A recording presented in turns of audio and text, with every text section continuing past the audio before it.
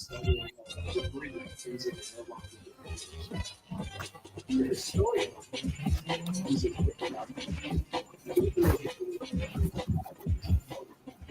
we can go through if you have the story of privately records that have been written.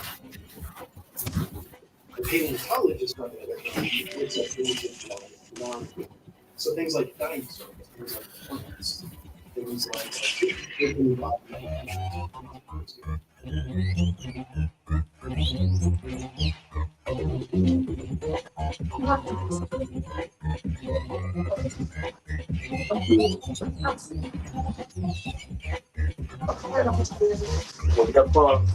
Who are you ready?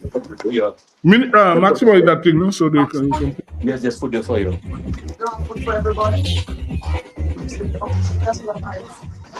There is more thing there. More. Was it? I just came back. I have a program now. There. Okay. Good evening and welcome to your favorite sports program in Dominica, the biggest one, with all the ideas and the best sports program. I'm Dr. Sebastian and we have Ron Lander. And our man who wasn't with us last week? Thompson Fontaine. Doctor, yes. And? Emmanuel Loblack. Right, Lobby. Nice. So we have the full contingent now. Tonight we have a packed program. We're going to be talking about local football. Ron Green, he had a successful thing last Friday. We have Euro football to talk about, Copa America. We also have the tennis, Alcaraz guys. You remember, Lobby, I said a month ago, Alcaraz could surpass all them guys, because if you work it out, 4 Grand Slams a year, 10 by 4 is 40, he's 21 years. Have no fear, Sebastian. He could win half of that. He could, but the orders are good too. I'm not saying no, but in the next 10 years, you give him half of that. It's possible, injury-free, all that. Yes. That's why I say, whether if he keeps fit and he doesn't lose form, it's going to be difficult. Now we also have the West Indies to talk about. We saw what happened today. West Indies again playing defensive cricket. You win the toss on good weather, and you go put in a team. When a team scores 400, you're on the back foot, I'll tell you honestly. And it's a defensive measure. It's that they're scared of batting. They're scared to go to bat. So they put in England, and you have 400 runs, and you're on the back foot. So the lot of stuff we have to discuss tonight.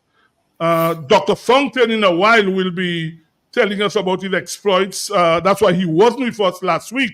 So we'll listen to him in a while. But guys, there's something I want to give to guys who go to press conferences. I'm not really calling them journalists because I don't think we have journalists in them. If you go to a press conference and you ask a question, you must listen to the answer and then have follow-up questions. But it makes no sense. You go to a press conference, a guy lying, telling his lies, and then the next day you go and say, well, he didn't answer, and you're playing what he said, and blah, blah, blah. It's a nonsense. I mean, so I would like to urge these people, when they go to those things, they must listen to well when this guy is telling his lies, so they must tell him in his face. Don't wait for next day to go on a program. And on something, I want to say, we heard this guy saying about the people in Delhi say if they get the bridge, the girl will go unopposed. What I want to say, and the people should be ashamed, it is 9 years these people have been suffering. In fact, people in PT7 reluctantly left there. Some people didn't even leave. We saw what's in them Singular Blunkist 2 years ago used their own money to start work there. And the guy was minister, the guy from Maho went up there and said they will assist. They did nothing. So the people in Delhi really should be saying, you punish us for 9 years. Our time is coming to teach you a lesson. It should be somebody saying, these people say since you get the bridge. Yeah, the people suffering for 9 years. 9 years, Ronald. Eh? Yeah. It's unfortunate how the government is so retarded in dealing with so many different matters. You look at the international airport. 23 years it has taken you to get going, and you're still not doing it properly. Look at the cruise ship berth. When are you going to start the cruise ship berth? After 23 years, you're breaking ground for marina. What's really happening? People are not organizing. People are not managing. You're seeing the severe limitations of the guys who are managing Dominica, who are supposedly managing Dominica. And it's so unfortunate. And Dr. Fontaine, there's something the opposition has to be mindful of. There's this narrative. In fact, I heard DBS asking a question, and he starts the question by saying, well, Prime Minister, 2 years ago you said the government will not be giving money from the treasury to the opposition. That is a narrative that they wickedly are using to try to give the impression that the opposition wants when they talk about campaign finance reform. campaign financing. And that is something the opposition must debunk, because they hear this nonsense all the time. Yeah. Yeah, they use it. And that's how the question was put, the Prime Minister, 2 years ago, he said he'll not be giving money from the treasury. The opposition has never, ever asked money from the treasury. So it's a wicked move to ask this question and try and create the impression opposition wants money from the treasury to run election. How big a lie is that? Big, big lie. And this thing just go on all the time, man, all the time. Anyway, Dr. Fontaine, over to you. I think you have something to tell Dominican people. It's over to you now. Yes, thanks, and what I'm going to say has some very, let me say good night, of course, to our many listeners. What I have to say has so much to do with the bad governance we see in Dominica. Now, Dominicans know about Morocco in the context of the Morocco Hotel and the fertilizers that we have received. What they don't know is the story behind this fertilizer and the hotel. So I'm going to do it as quickly as possible. I know we don't have Take your time. We are at least at 20 minutes at least. Okay, but I just came back from a country that most Dominicans may not have heard about, Western Sahara. Yep. And those of us my age would remember the Polisario Front. I'm sure we remember the days of the Polisario Front and the struggle against Morocco. Well, in 1975, Western Sahara was one of two Spanish colonies in Africa. They had only two. Western Sahara, I can't remember the other one now, and Burkina Faso. These were the two Spanish colonies. So in 1975, France, there was a problem with the dictator Franco, and they decided to just leave Western Sahara. So they pulled out of Western Sahara. That is the Spanish. Pulled out of Western Sahara, but they did not do like the other colonizers. For example, when France pulled out of Francophone Africa, it gave the countries their independence. It did not do that. But what it did, so when it pulled out, it left a vacuum. And so immediately Morocco, which is to the north, and Mauritania, which is to the east, those two countries moved into Western Sahara to claim Western Sahara as theirs. So when that happened, the Western Saharan people, they went to the United Nations and went to the International Court of Justice. And the International Court of Justice issued an opinion that Morocco had no historical ties to Western Sahara, and therefore it should not be in Western Sahara, neither should Mauritania. Mauritania accepted the results of the International Court of Justice, and they immediately withdrew from Western Sahara. Morocco, a feudal system that is governed by a king, decided that they wanted to control Western Sahara. So the Western Saharan people, a young guy, 23 years old, a student, they began a student movement, and that became the Polisario Front. And from 1975 to 1990, they fought bravely against Morocco, a small country of about 400,000 people against Morocco with 20-something million people. They fought so well that the war against Morocco ended up in a stalemate, and Morocco was forced to sign a ceasefire. Under the terms of the ceasefire, Morocco was supposed to have withdrawn from Western Sahara, and then the people of Western Sahara, they were supposed to have done a referendum to decide whether they wanted to go with Morocco or whether they wanted their independence. That was in 1975, okay? So this civil war started in 1975. In 1979, Dominica got its independence in 1978. In 1979, Dominica under O.J. Serafin became the second country in the Caribbean to recognize the independence of Western Sahara from Morocco. That was after Grenada. Grenada under Maurice Bishop, then Dominica under OJ, and number 3 was Cuba in terms of the islands recognizing Western Sahara independence. So Dominica supported the independence of the Western Saharan people against Morocco. That was in 1979. Fast forward to 1991, this ceasefire aside, but Morocco decided that they are not going to, even after they signed the agreement, they decided that they were not going to withdraw from Western Sahara. Instead, they occupied 2/3 of Western Sahara. And what they did was they built what they call a burn. It is 2,000 kilometers of sand, like a sand mountain. They use the sand of the west of the Sahara Desert to build a 2,000 kilometer burn, as they call it. And then the mine is burned. So now Western Sahara is now divided into 2 sections. An occupied section that is controlled by Morocco, 2/3, and then another section, 1/3, that is on the eastern side of Morocco, now of Western Sahara. When that happened, a number of Western Saharis, they fled into the desert. These were people who were living on the sea line. They had the best fishing industry, the best fishing waters in the Mediterranean in the world was in the waters, because they have 1,000 kilometer coastal area. These persons who were used to living living on the seashore, basically, they were forced to move into the Saharan desert in tents in 1975, separated from the people. So you had a number of persons who went to live in tents in the part of Algeria.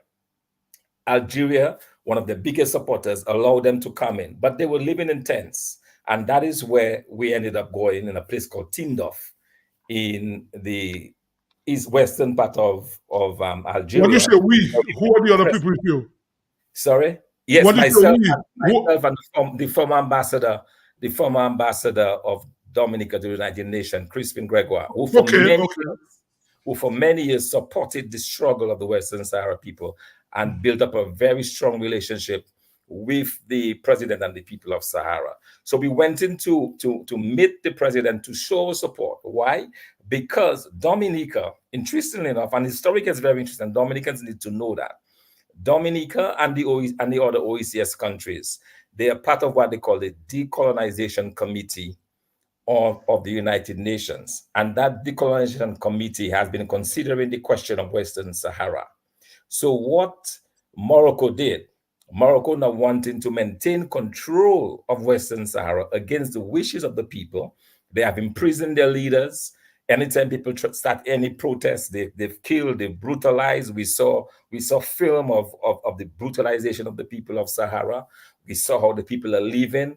I met individuals who have not seen their family since 1975. One gentleman told me he's 52 years. He's not seen his parents since he was 15 years old, because he moved across to the other side. So we have that situation now where Morocco now decided to go after Dominica and the other Caribbean countries that are part of this decolonization. It is called the C24, 24 countries, 6 countries from the Caribbean region, 6 of the smaller countries. These were countries that were all formerly colonized by Britain. Now on the Decolonization Committee, looking at the question of Western Saharan independence, Morocco now goes after them, and that is where the question of the Morocco Hotel comes in, because Morocco offers Dominica a bribe to no longer support the Western Saharan people, but to support Morocco in the colonization of Western Sahara. Dominica accepted this bribe. Not only did Dominica accept this bribe, but our Prime Minister Roosevelt Skerrit decided that he would help Morocco to convince the other Caribbean countries to change their position, to no longer support the Western Saharan independence, the independence of the Saharaui people, but to throw their support behind Morocco. And in return, Morocco would give them the same fertilizer. Now, here is the important thing about this. The fertilizer that the Moroccan government is giving to Dominica, to St. Vincent, to St. Lucia, this fertilizer is coming from Western Sahara, a country that they have colonized, a country that they have demonized, a country where the people are not allowed to leave that space under the occupied territories. The people are not allowed to leave at all. So in exchange for fertilizer and the hotel, Dominica changes its position. And just 2 weeks ago, I came across a document, in fact, it was given to me by the Western Saharian, a document in French that Dominica, which is an English-speaking country, made before that committee that was meeting, a decolonization committee, where they pledged their support for Morocco's domination of Western Sahara. And they made that in French. Dominicans are not aware of that. We still believe that Dominica is supporting the independence of Western Sahara, because as persons who have been colonized in the past, we certainly would stand up against us. So we don't know that any of this is happening. We just hear about fertilizers. So the fertilizers have been taken away from Western Sahara. The Western Sahara has all of this phosphorus from which they make the fertilizer, but they also have iron and other minerals that Morocco is after. So here it is, Dominica that is supposed to be leading the fight for the independence of Western Sahara against the dominance of Morocco, is now firmly in the back pocket of Morocco against the interests of the Saharan people, against the suffering of the Saharan people. I spent 3 nights in the desert, and my God, you're talking about temperatures of 125, 130 degrees. Wow. You step outside and you feel like your whole skin burning up. And that is where the people have been living. And that's what people living in that kind of... People are living away from their homes, away from their homeland, in exile. We met a number of individuals sitting on dirt floors. During the day, in fact, they suspend, you can't have anything from about 12 o'clock till about 6 o'clock. They suspend all activities outside. So all our meetings were held either early in the morning or from 6 o'clock at night, because between 12 and you cannot be caught outside. They've been able to build their buildings in such a way, because they've moved away from the tents. With the help of Algeria, they've been able to build structures that is kind of cool. So even if they don't have air condition, it is tolerable. Okay, but they're living under extremely difficult circumstances. Luckily, Algeria has provided them with electricity and other support. We met a full health brigade of Cuba.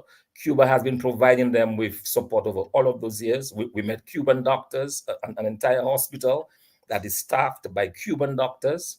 We met some young, very beautiful young Cuban doctors who are working under very difficult circumstances there in the hospital. We also met another brigade of Cuban teachers, because they speak the same language, they speak Spanish. So you have Cuban teachers there who are helping in the school, who are helping the health system. So Cuba has been committed to helping them. Practically everybody we met had either studied in Cuba. Cuba has provided scholarships for the Saharian people over all of those years. So all of their technical people, their medical people, their teachers and so on have all been schooled in Cuba. The education minister that we met, the minister of foreign affairs that we met, practically every single person, the ambassador of Western Sahara to Venezuela studied in Cuba. So Cuba has been giving support to the Western Saharan people over all of those years. And we have been told that the Cuban government is very and extremely disappointed in the behavior of our prime minister, because they view that as a sellout. They view that as a country that has no conscience. They view it as a country that, especially a country that has been colonized, the way Dominica has been colonized, to not support the struggle of the Western Saharan people. They're not very happy about it. Neither the Venezuelans, who also give a lot of support to the Western Saharan cause. So I thought it was important for Dominicans to know that.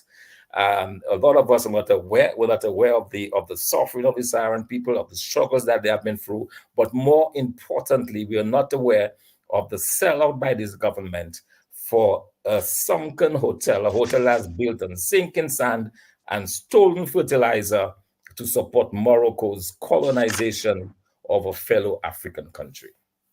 But Dr. Fontaine, I want to ask you then, does it CARICOM aware of all these things OECS government? Yes, CARICOM countries like Trinidad, Barbados, Jamaica, Guyana, all of those countries are supporting the independence of Western Sahara. They're fully in support of the independence. The countries that have turned are the OECS countries, St. Vincent, Dominica, St. Kitts and Nevis, Antigua, St. Lucia, and Grenada. These are the 6 countries that have all turned, and they've all turned because they're receiving fertilizers. They were promised a hotel. Each of those countries were promised hotels. The only country that got the hotel is Dominica. Well, they got a building. A building already. Well, it's not even a hotel. But the other bigger countries are fully in support of the Western Saharan independence. Unfortunately for us, our small group of countries decided that it was more important to get some fertilizer instead of standing up for a just cause, a cause that is really should really be in the conscience of everybody, because we should not be supporting a country to colonize another country the way, and especially when the United Nations have ruled that or the International Court of Justice have ruled that Morocco has absolutely no jurisdiction. They've never had a historical claim to the Saharan. They only used the opportunity when Spain left suddenly in 1975 to begin to claim Western Sahara and to claim the resources that are in Western Sahara. Just one final thing. So after waiting since 1991 for their independence, the Western Saharis, and that's the reason why, if you've seen the pictures of me and the president and Crispin, the president is wearing military fatigues. That is because they have decided to go back to war against Morocco. Yeah, but but if they go back to war, do they have the resources now to take on Morocco? Well, this situation has changed a lot. Well, the other thing that I have seen, they showed us the number of when they defeated Morocco the first time, they captured tanks and mortars. They had a whole row of tanks that they'd captured. Some of the tanks was provided by United Nations. Now there is a situation about the U.S. support now for Morocco, because Morocco was the only country during the Cold War that was supporting the United Nations, the United States. And so the Americans have been supporting Morocco because they stood with them against communism in the Cold War. And to repay them, they have been supporting their colonial exploits in Western Sahara. But they told us now that the biggest issue now, as they have restarted the fight, is that Morocco now has drones. They have been using drones to kill their people. Drones that are coming, most of them coming from Iran. They have been using those drones, and they're trying to find ways now to fight against those that particular menace from Morocco. But they say that that's the only way, because they feel that the world is abandoning them. They feel that, and they were very clear. Practically everybody I said told me directly they prefer to die fighting than to live another 50 years under the clutches of colonialism, because they don't have a life, given the way the Moroccan has been treating them. A number of their young people are in jails in Morocco. They disappeared. They just kidnap them from the streets, jail them. So a number of their family and friends have just disappeared over the years, and they say they're no longer prepared to live like that. They prefer to die fighting than to be colonized by Morocco. Somebody's on the line? I think we have somebody in line. Good evening.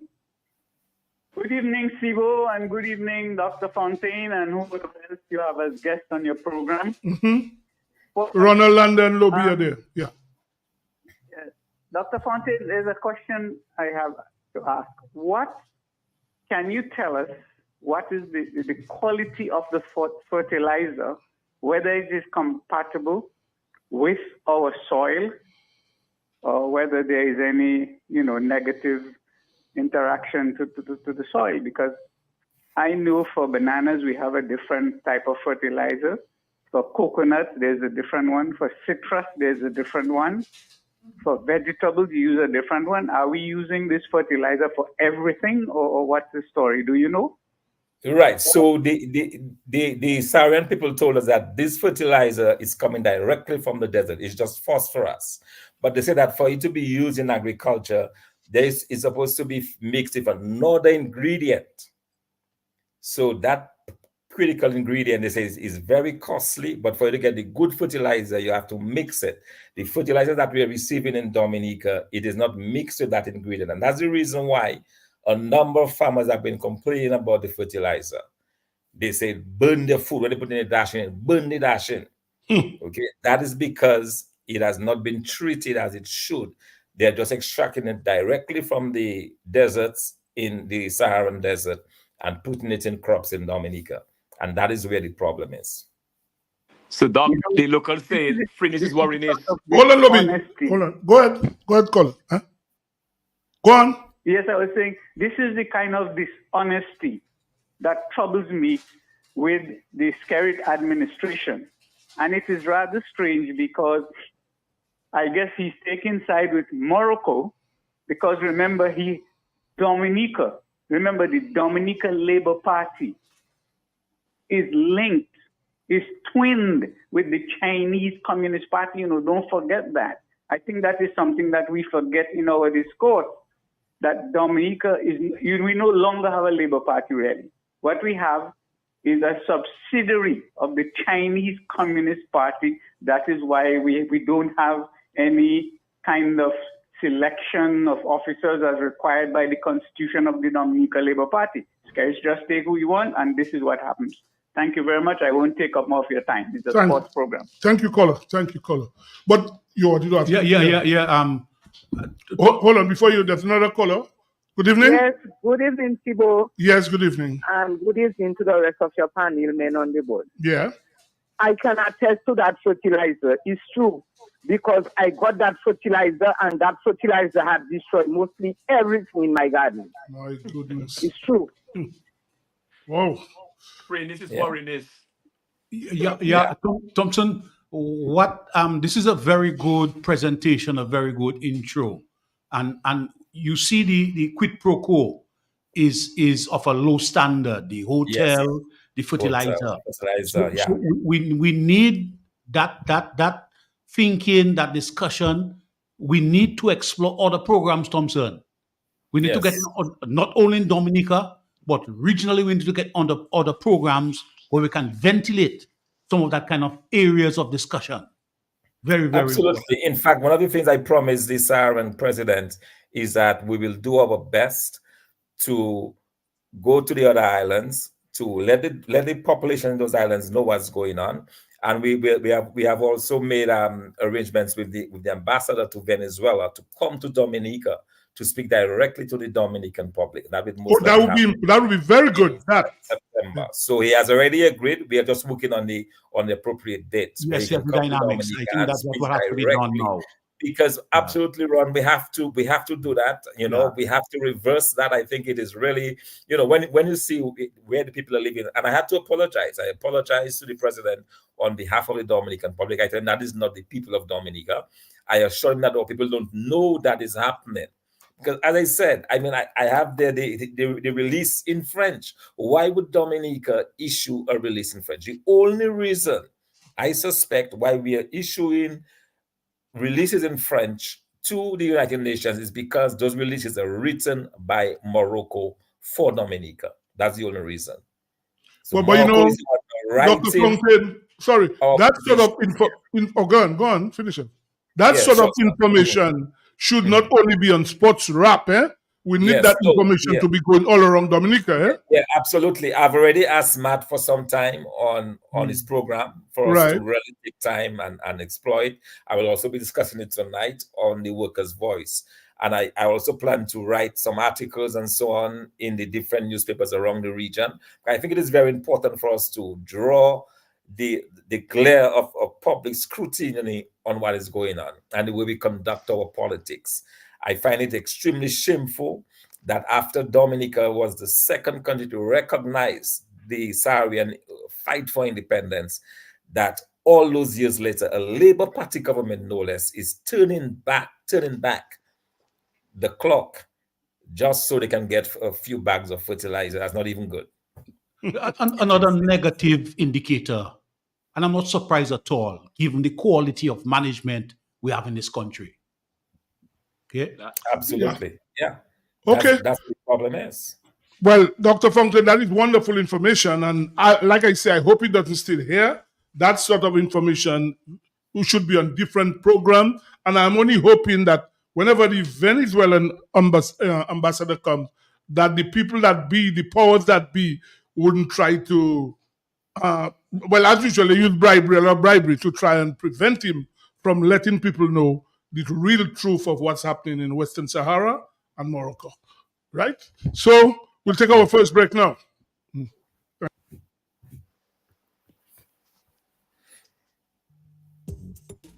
Rudolph Thomas Enterprise in Portsmouth, your suppliers of building materials and hardware products. Over 20 years experience in the business. Rudolph Thomas has lumber and plywood, Portland and tile cement, steel rods, galvanized and fenced pipe, and Rudolph Thomas can meet all your wire needs. Galvanized roofing sheets, doors, windows, toilet sets, face basins, and bidets. PVC piping, fittings, and lattice. Check out Rudolph Thomas for ceramic and vinyl floor and wall tiles, nails, nuts and bolts, paint and painting supplies. And check out their line of electrical and hand tools. And Rudolph Thomas is your one-stop shop for hard-to-find items like fiberglass mat and fiberglass resin and welding rods. Go now to Rudolph Thomas on 1240 Bay Street in Portsmouth.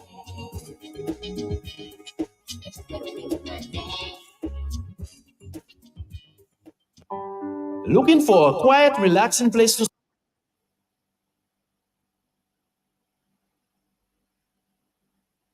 stay?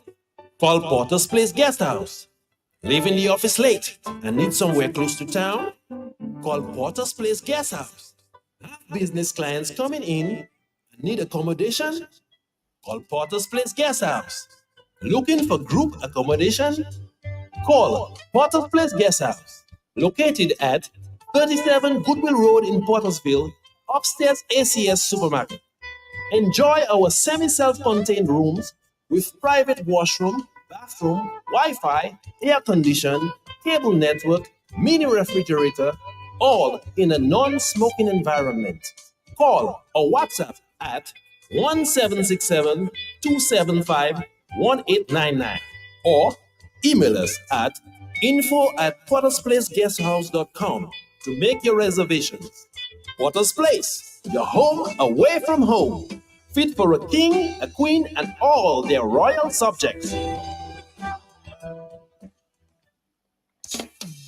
Dominicans,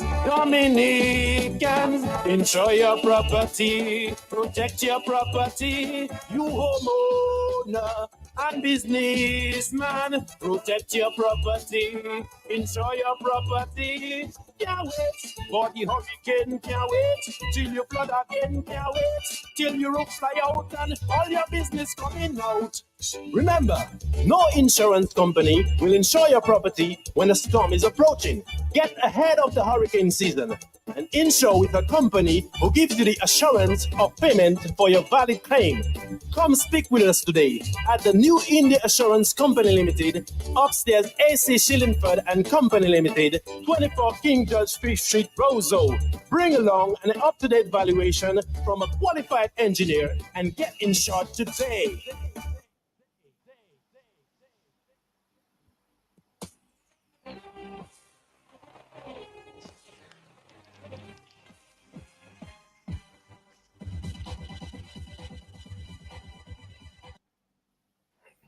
Yes, we're back and we're going to be discussing some football. And on the line with us is the veteran, the evergreen, Ron Green. Good night, sir. Yes, sir. Good night, Chibo. Good night, all the members of the Sports Vibes panel. Good to be with you. Good night, Ron. Good night, Ron. How are you? Okay. I'm all right, thanks. Well, you notice, Lobby, he's always trying to ensure you're right and to make sure that the sponsorship, he gets that sponsorship for you. So that's all. You always want to make sure you're okay. Yeah, well, Ron, tell us what happened last week. I think the time you were supposed to have it didn't take place, but you had it last Friday. So just tell us how things went. Yes, we scheduled it to Friday, and it was quite a success. It was an evening event. It started at about 7 p.m. We had 6 teams registered, 5 from La Plaine and 1 from Rivers-Siri. And in fact, the whole thing went through the night, and it ended up almost at midnight. Wow. Quite an exciting event, good turnout, a lot of good football. And it turned out that 2 La Plaine teams were in the final, and the team that had Cheston and Durham, that is some of the top players on the LA Stars, ended up being the champion and were able to take home $2,100, which is $300 each player. And how many players on each team? Pardon? How many players on each team? It was 7 aside, but 5 playing, 2 subs. So and they took home what, 2,100 for 7 of them. Wow, oh, wonderful. Right, that was the first place prize. Yeah, right. The second place prize was $700. Yeah. And all that was sponsored by Ito. Repeat, sorry. It was sponsored by Ito. Dennis Ito. Yes. Dennis Ito was the sponsor. Dennis Ito was one of the referees. He had been in La Plaine for the last 2 weeks. In fact, he's back in the USPIs right now. He, as you know, he's a legend from early days, the Rising Stars in the Southeast national team. Mm-hmm. And he thought that was one of his ways of trying to revive football in La Plaine, because we have gone into a bit of a slumber over the last number of years. The golden years were between 2000 and 2011, mm-hmm. and Dennis was very much part of that. So, he was wonderful, and we have to be very thankful to him for his support, not only the financial support, but he actually was there organizing and being part of the preparations for the event. Is that something you're going to have annually, Ron? I think so. I think it's something that seems attractive. The crowd was excited about it. Right now, we are getting Division 1 matches from the DFA at La Plaine. So the field is in a pretty good standard. It's not 100%, but it's very close. And the facilities, support facilities are again, not 100%, but we're getting there. So DFA has been supportive, and I think we'll continue to get Division 1 matches. But something like small goals is something that's worthwhile repeating probably on an annual basis.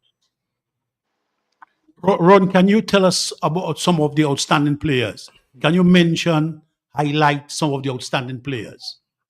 Well, the guy that ended up with the MVP, most valuable player, was Duron James, and he's one of the strikers for the LA Stars, and his prize was $100 US. That's a separate from the first team prize and second place team prize. There was an MVP, and that was given to Duron James. So he was probably the top. And Cheston Prosper also plays for the national team, Dominica national team. He was on that team. So these are the 2 standouts. And Trey Douglas was also trained with the national team, but didn't make the final cut. Also on that team. So they had a few top players that really were excellent in the small goals. Guys, you all have any question for Ron? You guys have any question for Ron? No, I thought Dr. Fountain and Lobby. Sebastian, I'm just happy to hear Ron. Ron has given human service to sports in this country. When Ron came back from the US, he's very much involved in track and field as part of our club.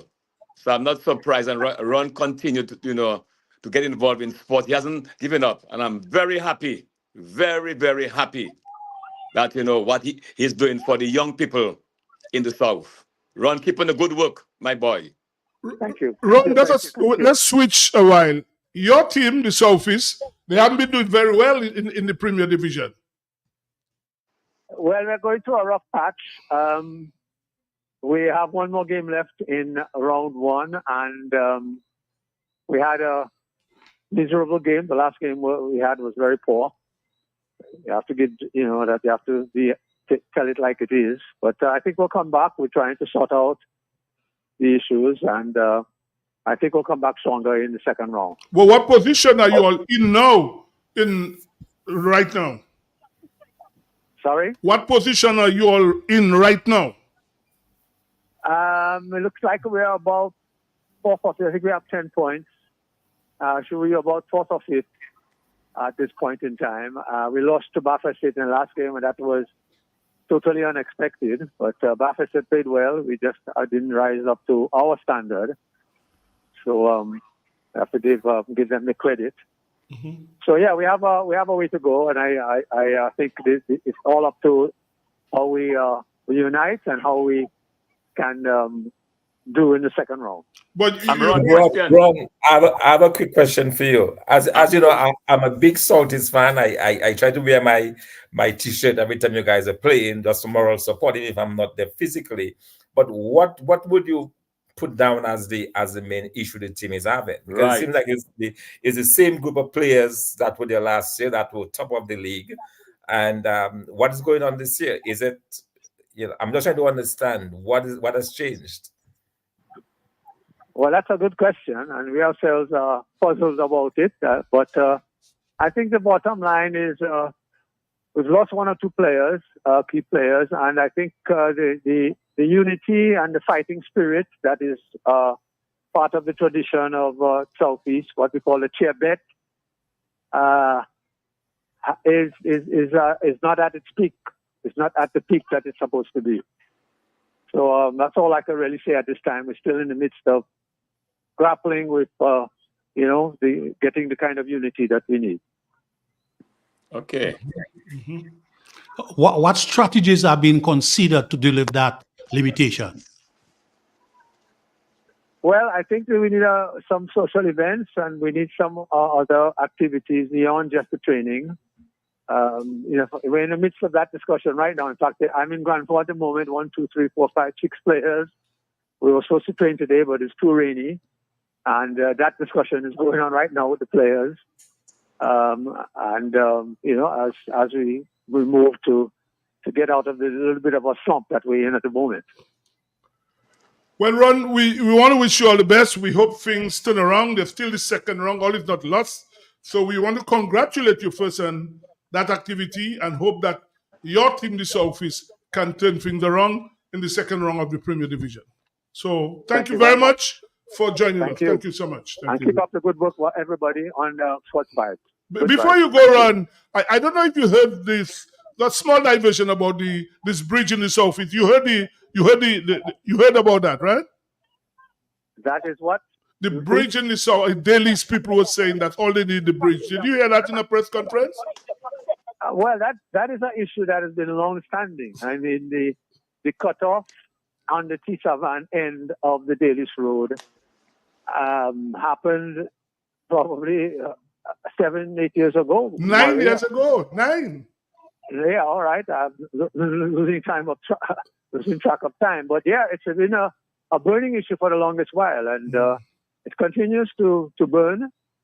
And I am a little bit disappointed that somehow it is not prioritized a little bit stronger by the government because it is a vital link, a link that we were very proud at the time of the UWP government to have built, and it should be maintained. Totally agree. Totally agree. People have suffered enough. They've suffered. Indeed. It's about time to. Indeed. In fact, Miss Williams tried her best to start something, and she didn't get the cooperation of the government. Singular Williams. Singular, indeed. Yes. Well, let's hope the people, because the people have suffered enough. It's about time. And as you say, UWP must get praise for having built that road. And you should take credit for that as well. You should take credit. Yeah. All right. Thank you. Yeah. Thank you very much. All the Thank best. you. Thank Take you. care. Righto. Yeah, guys, we're still on football. Let's talk about the Euros, man. First of all, we have a casualty already. The England manager resigned, guys. Yes, not surprising. Gareth Not Southgate surprising. resigned, eh? Well, Not Thibaut, surprising. back to back, that is back to back losses. Yeah. Euro. Yeah. But I still find that I think that with Kane in particular, Sebastian, I do find since in the German league, I mean, looking at him, I'm telling myself must be nursing some injury.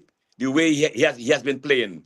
And Although to be fair, Lobby, in the German league, he scored the most goals there, to be fair. Yeah, but sometimes he came off the bench.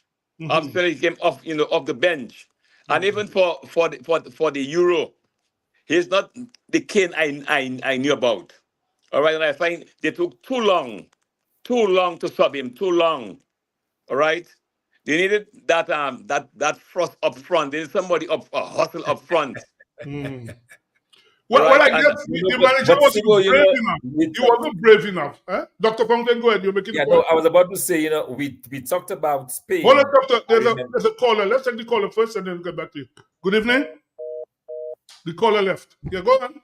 Yeah, I was saying that we talked about Spain. In fact, I highlighted the two individuals, Nico Two black and guys.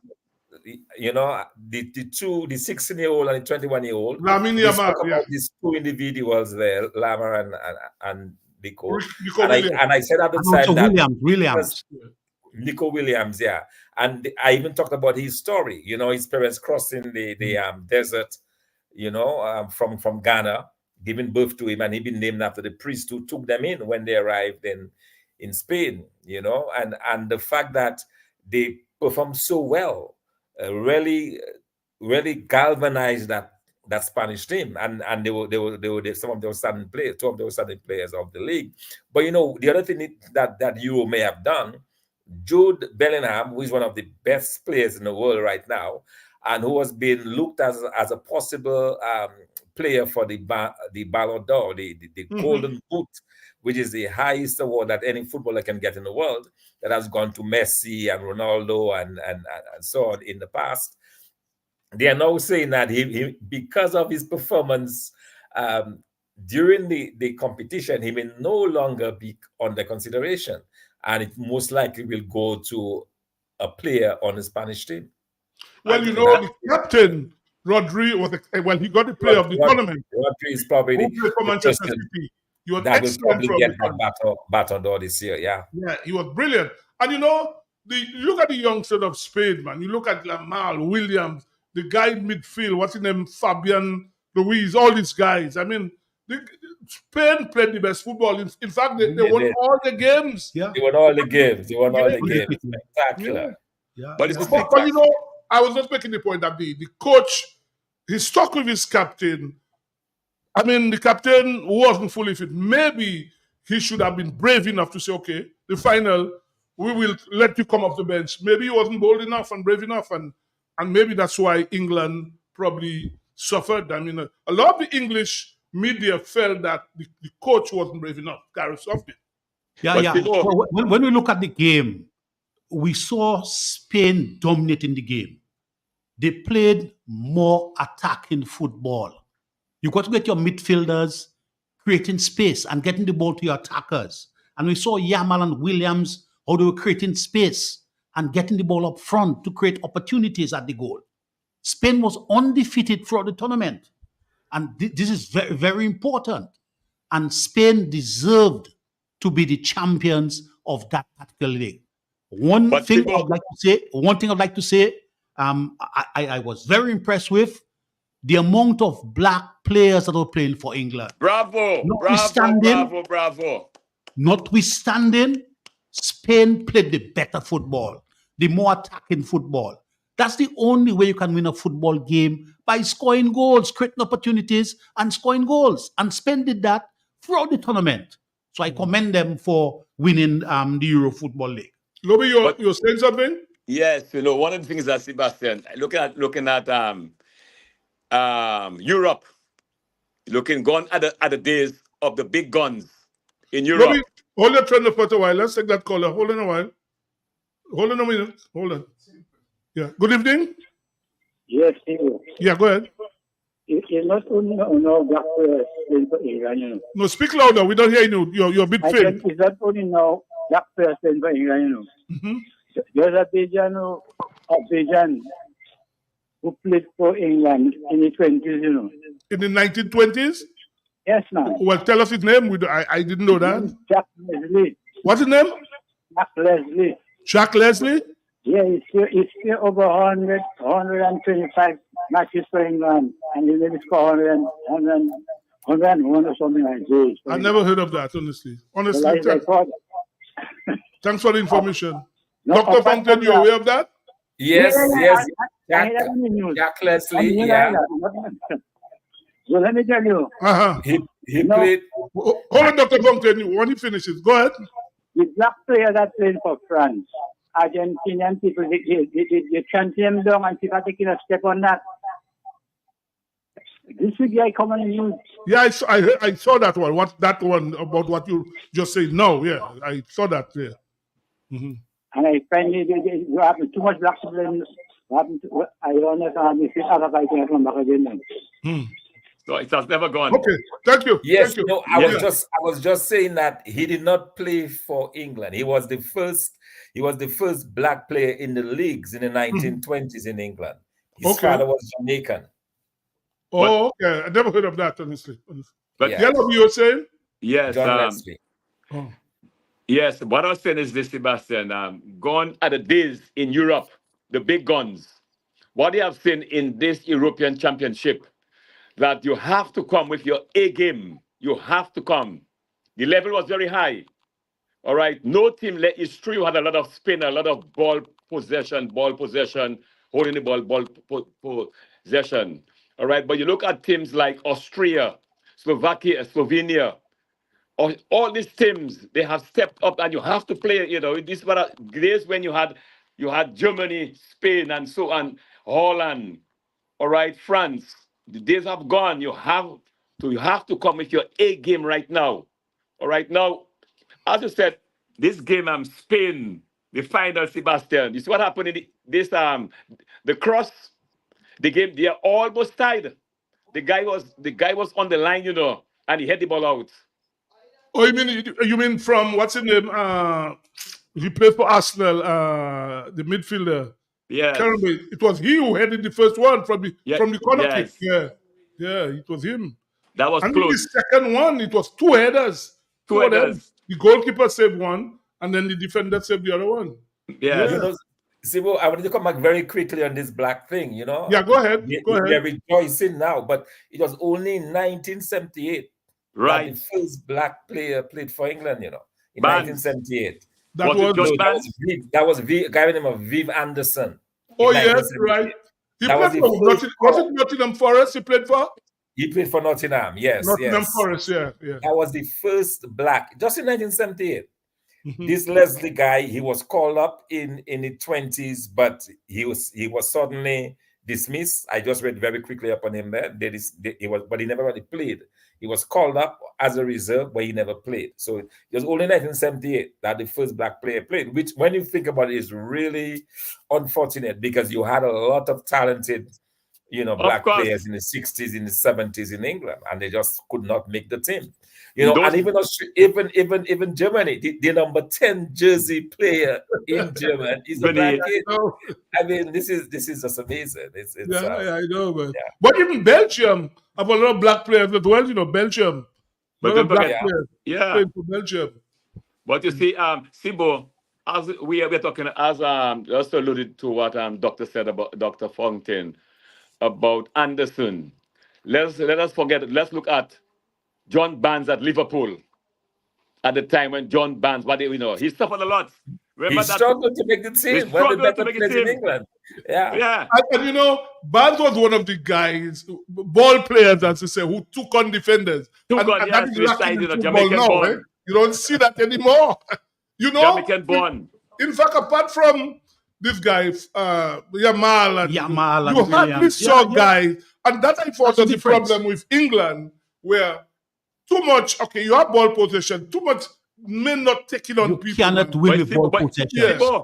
Yes. But just Jude plays like that. When Jude plays for Barcelona, that's exactly how for Real Madrid. Real Madrid. Yeah. That's exactly how he plays. But for some reason, I guess in fitting in the style of play that Southgate was pushing, he never really had that dominance. But he's the kind of player who can run up at the defense. But that's what he did.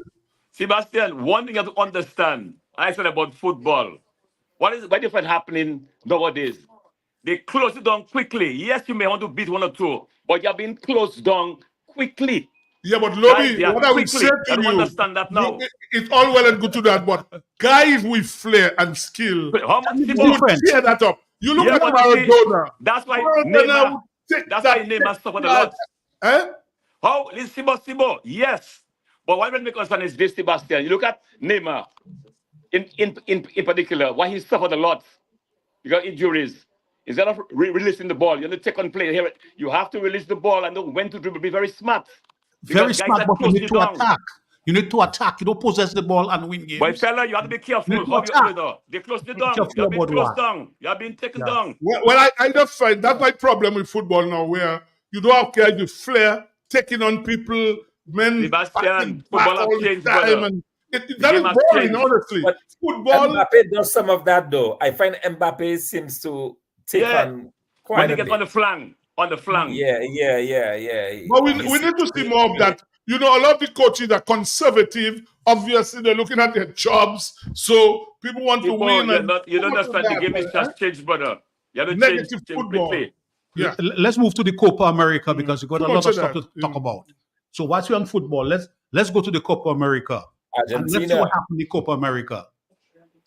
Argentina won all games in the group stage. Argentina dominated and they ended up winning Colombia 1-0. The evening of the game, they had some serious problems and they started very late.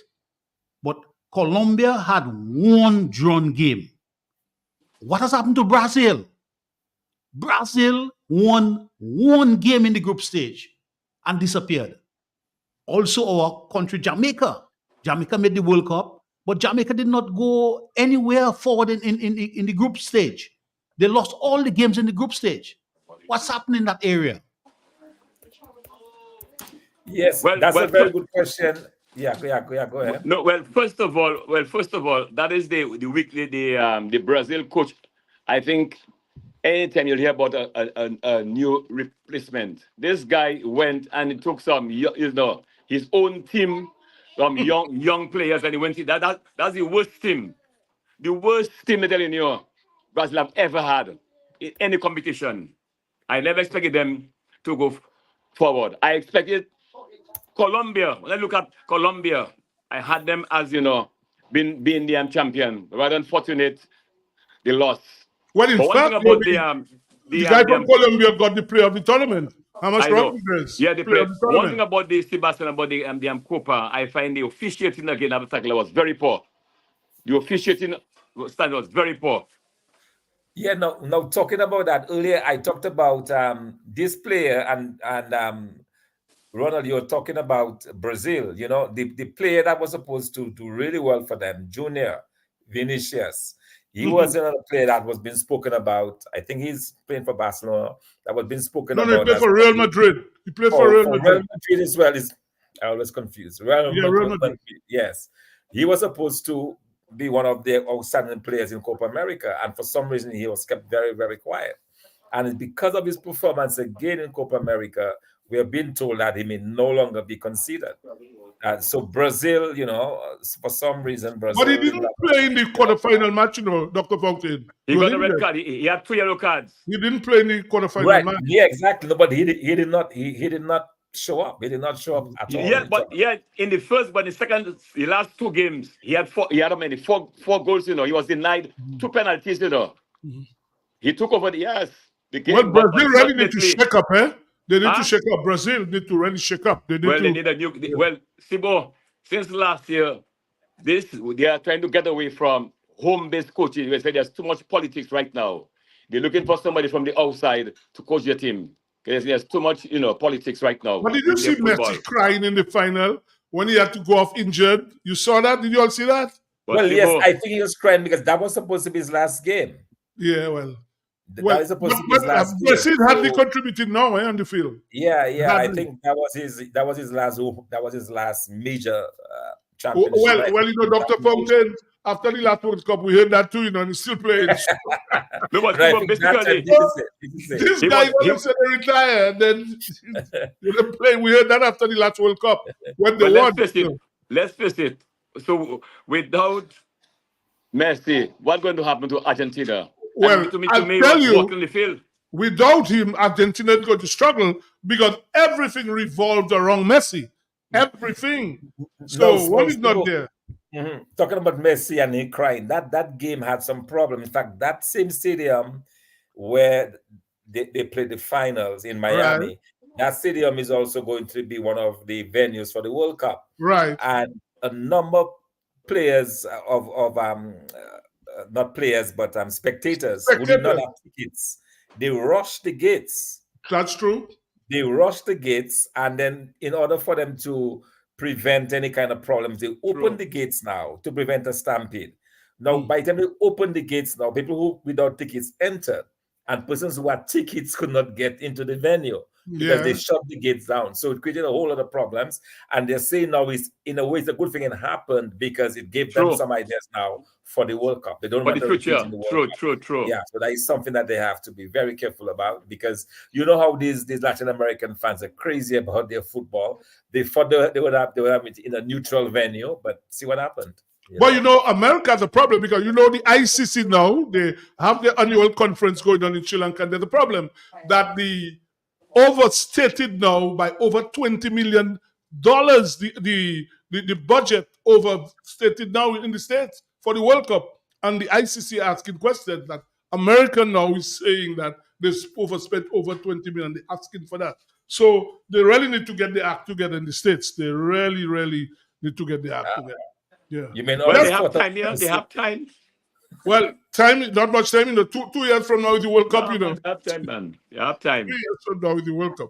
Yeah, guys. So we have to switch to another thing. Now, Ronald Lander last Saturday, he sent me a text and he told me about if I heard of the Sports Council. I tell him, well, to be honest, I'm interested in that because he does these guys fixing up their boys. So, Ronald, well, you lead the discussion on that. You mentioned that to me about the Sports Council. Yes.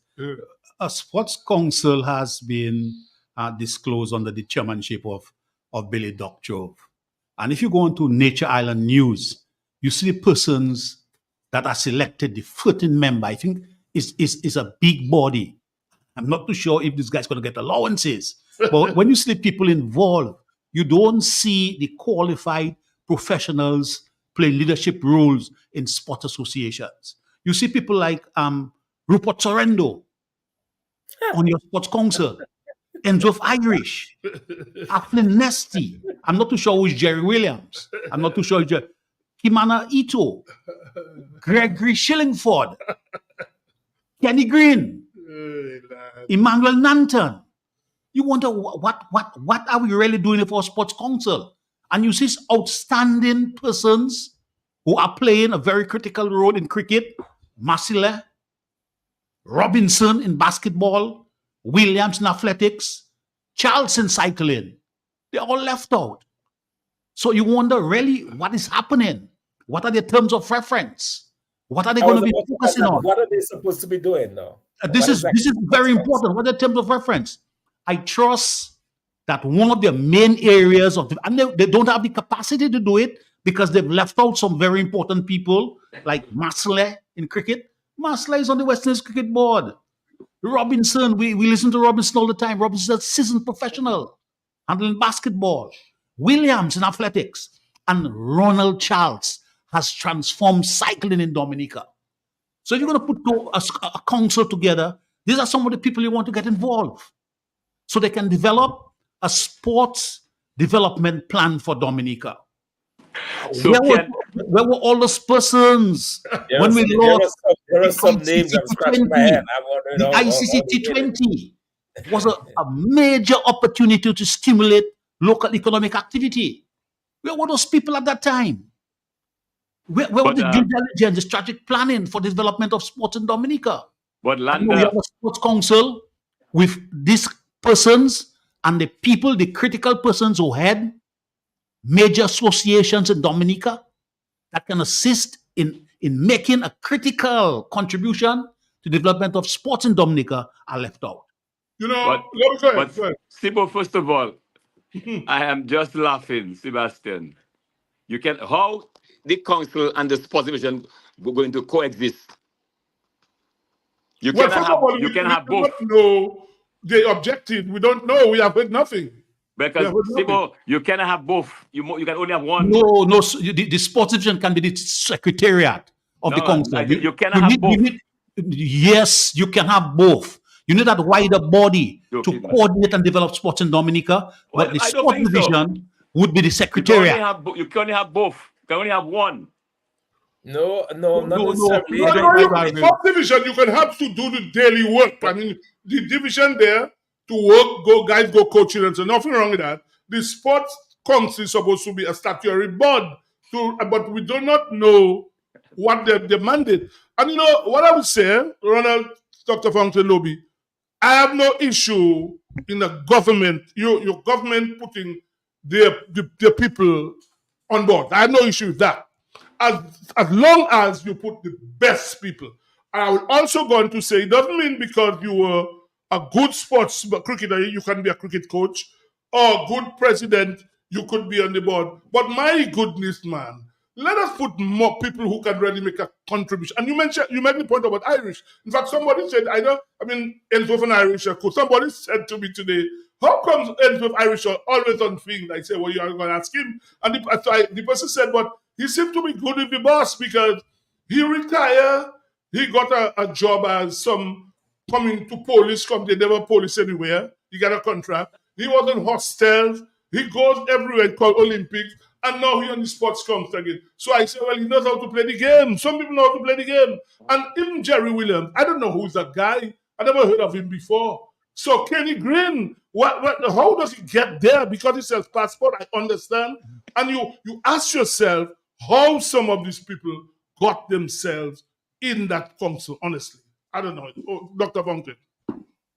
No, I'm just curious. I mean, I differ with Emmanuel. I think that there is room for a sports council that would serve in a kind of advisory capacity to help guide policy, to help, improve sports and make critical recommendations. But you need people who have an eye for sports, people who probably have been sports persons in the past and who have shown an aptitude.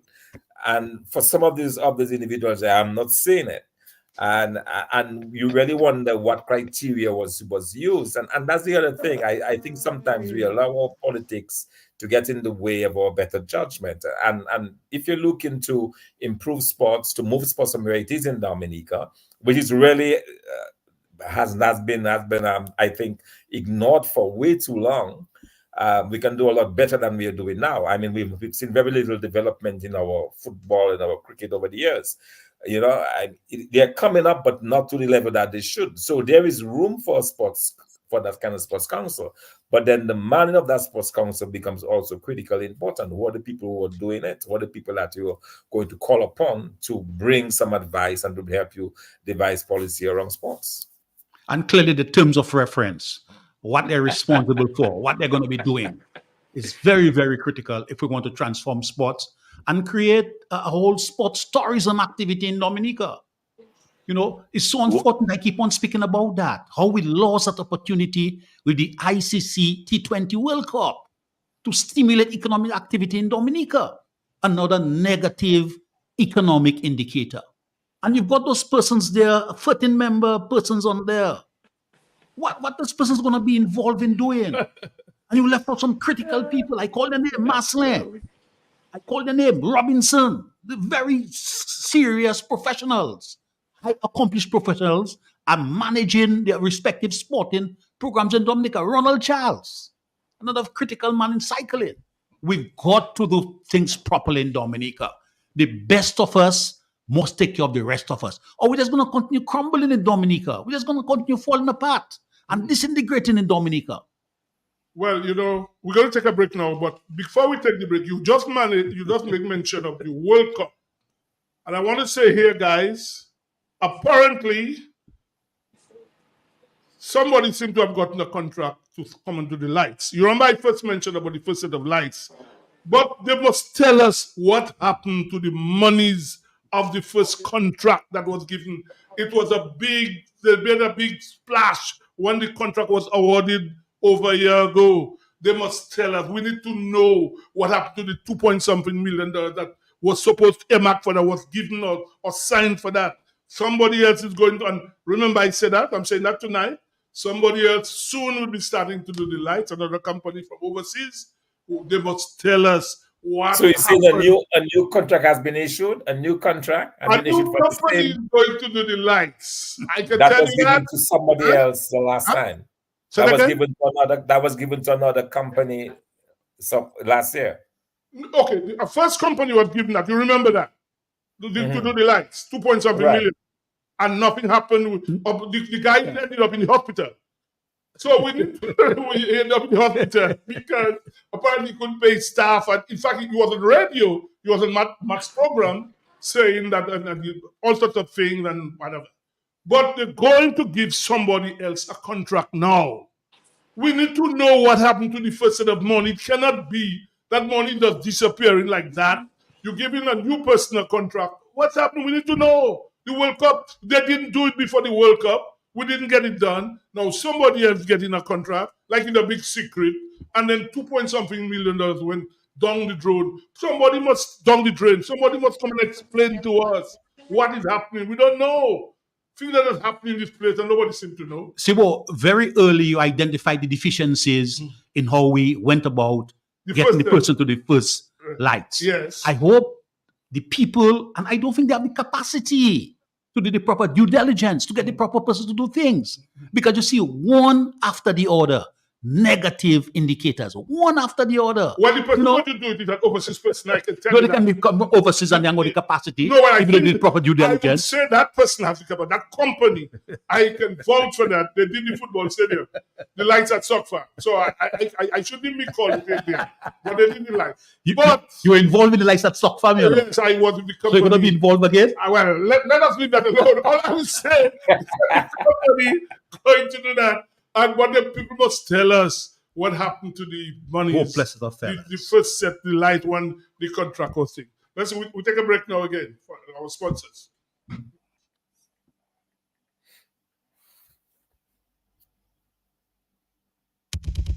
When you want the best, what you do? Shop at the CS. Better than the rest. Go shop at the CS.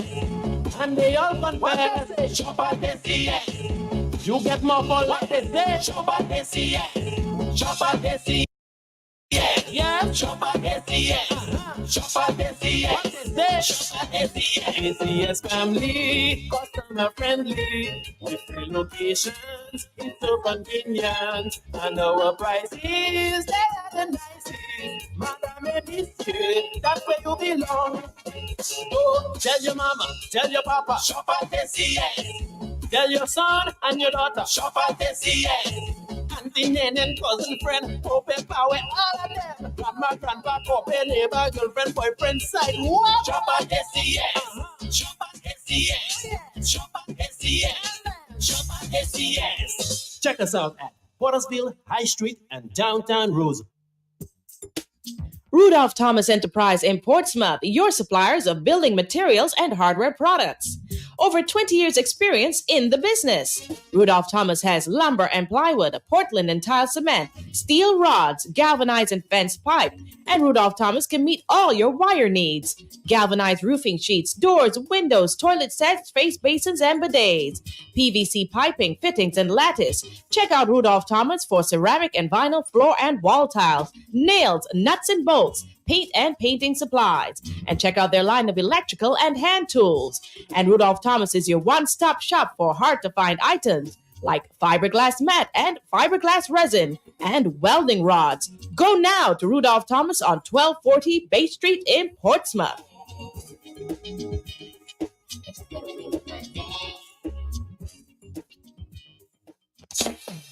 Dominicans,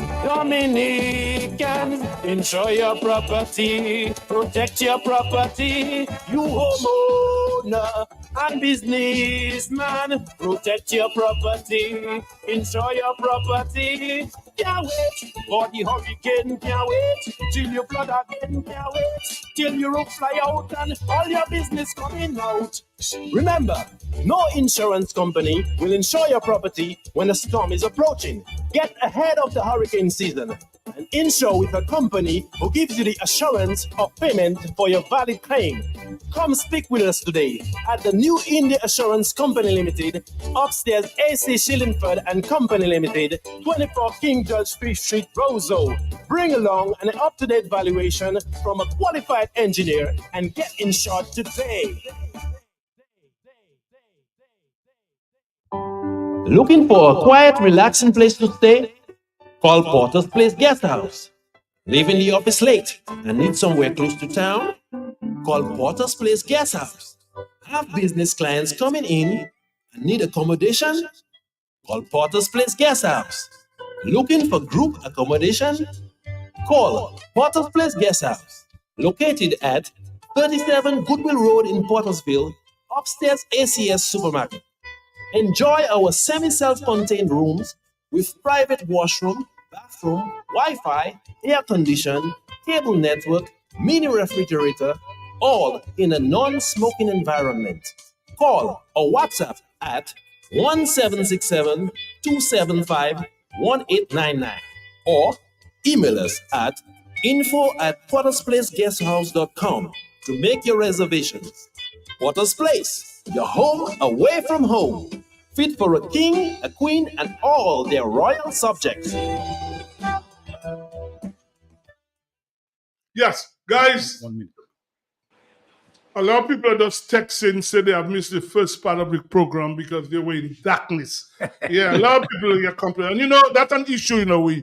Because I heard a lady calling, one of our regular callers yesterday, calling and saying how, man, they're not thinking of the elderly. It is hot.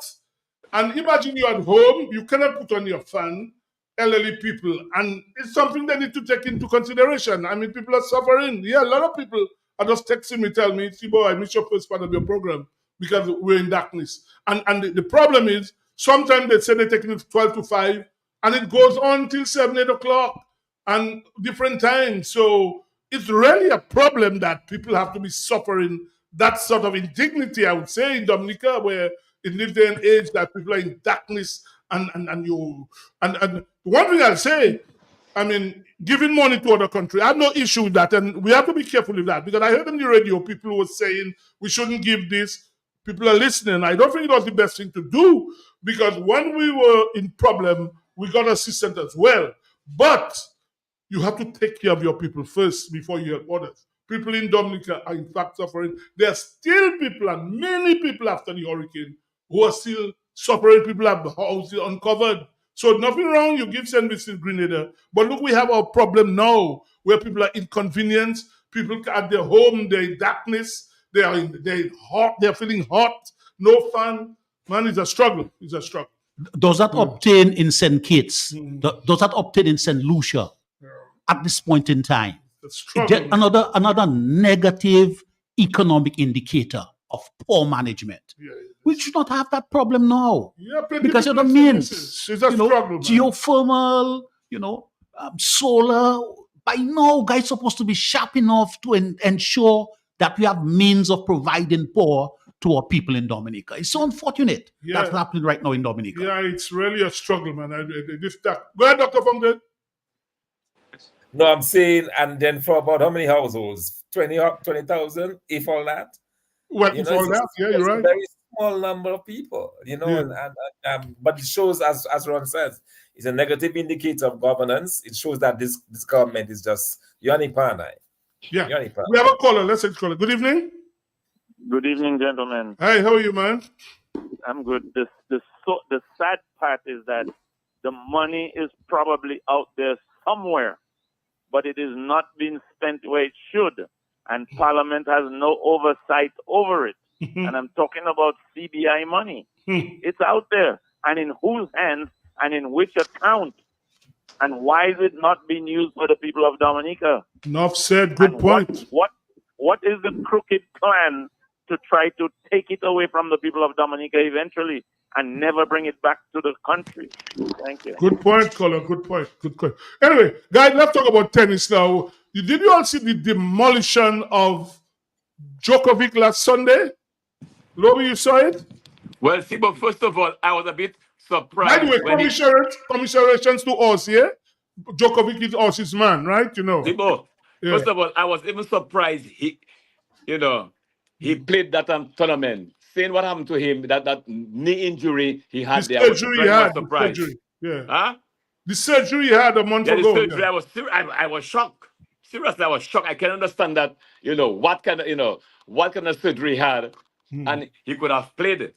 But Bobby, hold on 1 minute. Let's take the caller. Hold on. Good evening. Hello, good evening to everybody on the panel. Well, first of all, let me say, I heard you complaining about the heat. As I tell you, don't take out your clothes when you're home. Go ahead. About the lights. Yeah, about the lights.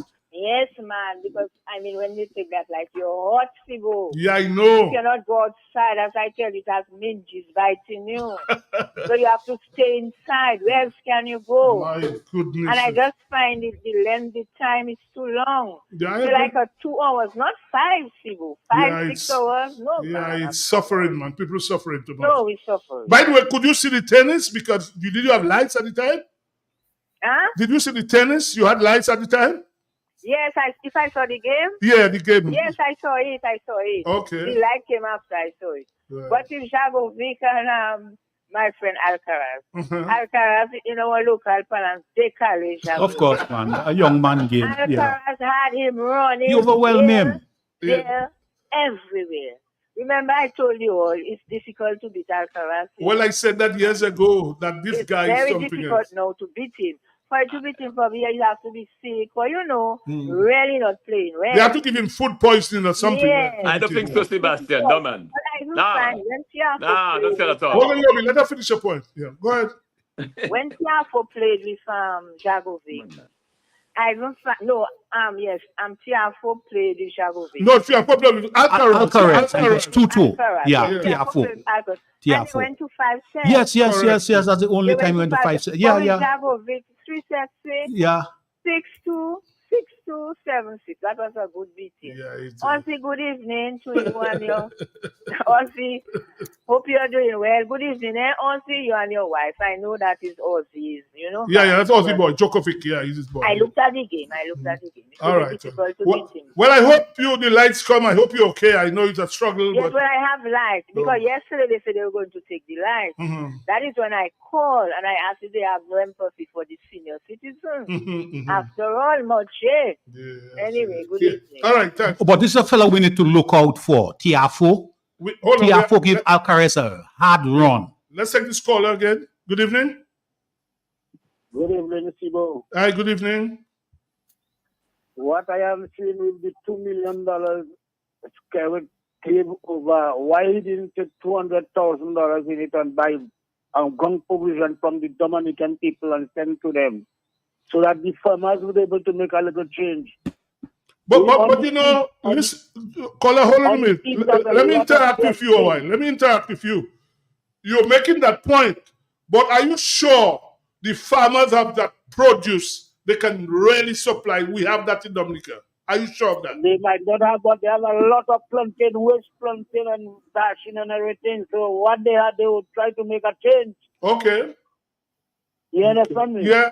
Okay. And it's still their fault where they haven't got food, because why he doesn't send those NEP to clean those people, to weed those people garden for them, that they can make more money, make more food.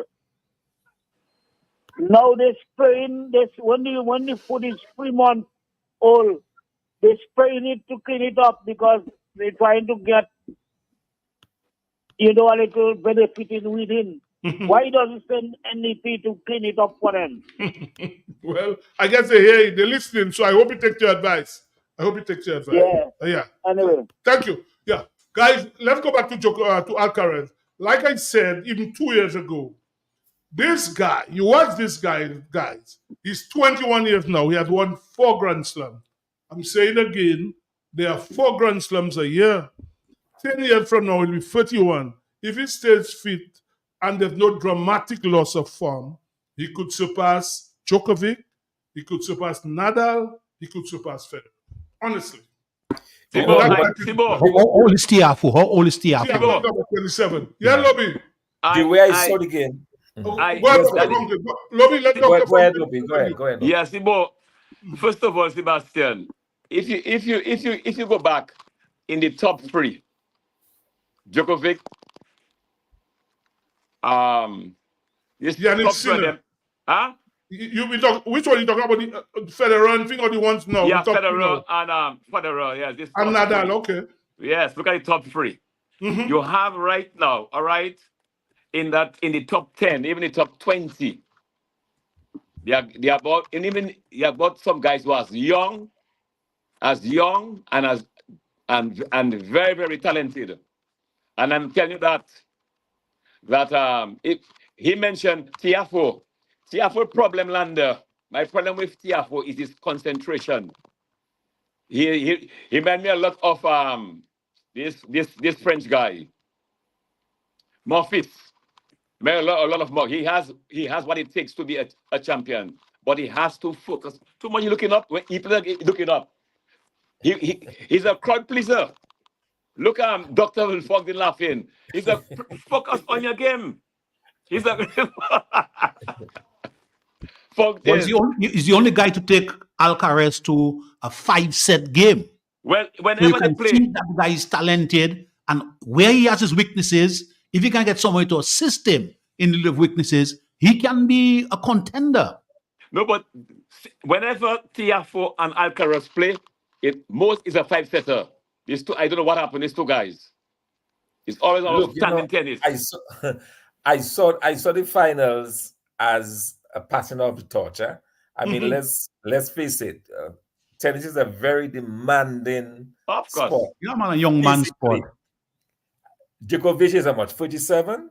37 now, yeah. 47. And, so playing against a 27-year-old, a 21-year-old, he's obviously going to have problems. He's at the point where, he's past his best years. And at some point he has to admit, like Nadal did a few weeks ago, that, hey, it's probably time to exit, And because I even looked at the players like McEnroe and Jimmy Connors and these guys who dominated in the 70s and Borg and so on. And by the time they were 45, 46, they were prepared to call it quits. It is a very demanding sport physically. And you'll always find that the younger players with any kind of talent will have, because they can push you, they can really push you to your physical limits. And that is where they get the advantage. Don't forget, Sina is very young too. Hold on, Lobby. Hold on. Sina. My last call. Yeah, go ahead. You know another thing I find, Sibo, when you had Djokovic, Nadal, and Federer, they were the top. I find, to me, they had more stamina. They were there. You know what I find in the young players, They start well, and after well, they start to fade. Because I'm looking at a person like Zverev. You understand? Yeah. Zverev came there like a top person. And to me, gradually, although he won a thing not too long ago, but to me, he hasn't got that, like what he had before. Look at Fritz. Fritz came there with a bang. And then, to me, the players, to me, after a while, they say they don't stay too long. Just like the women's tennis. I'm missing Serena, I'm telling all this straight. Even with the people that's there now. To me, they start well, look at the Americans. And after a while, they fade in a way. You understand what I'm saying? Yeah. When Serena was there, you could look at her game, Serena and her sister.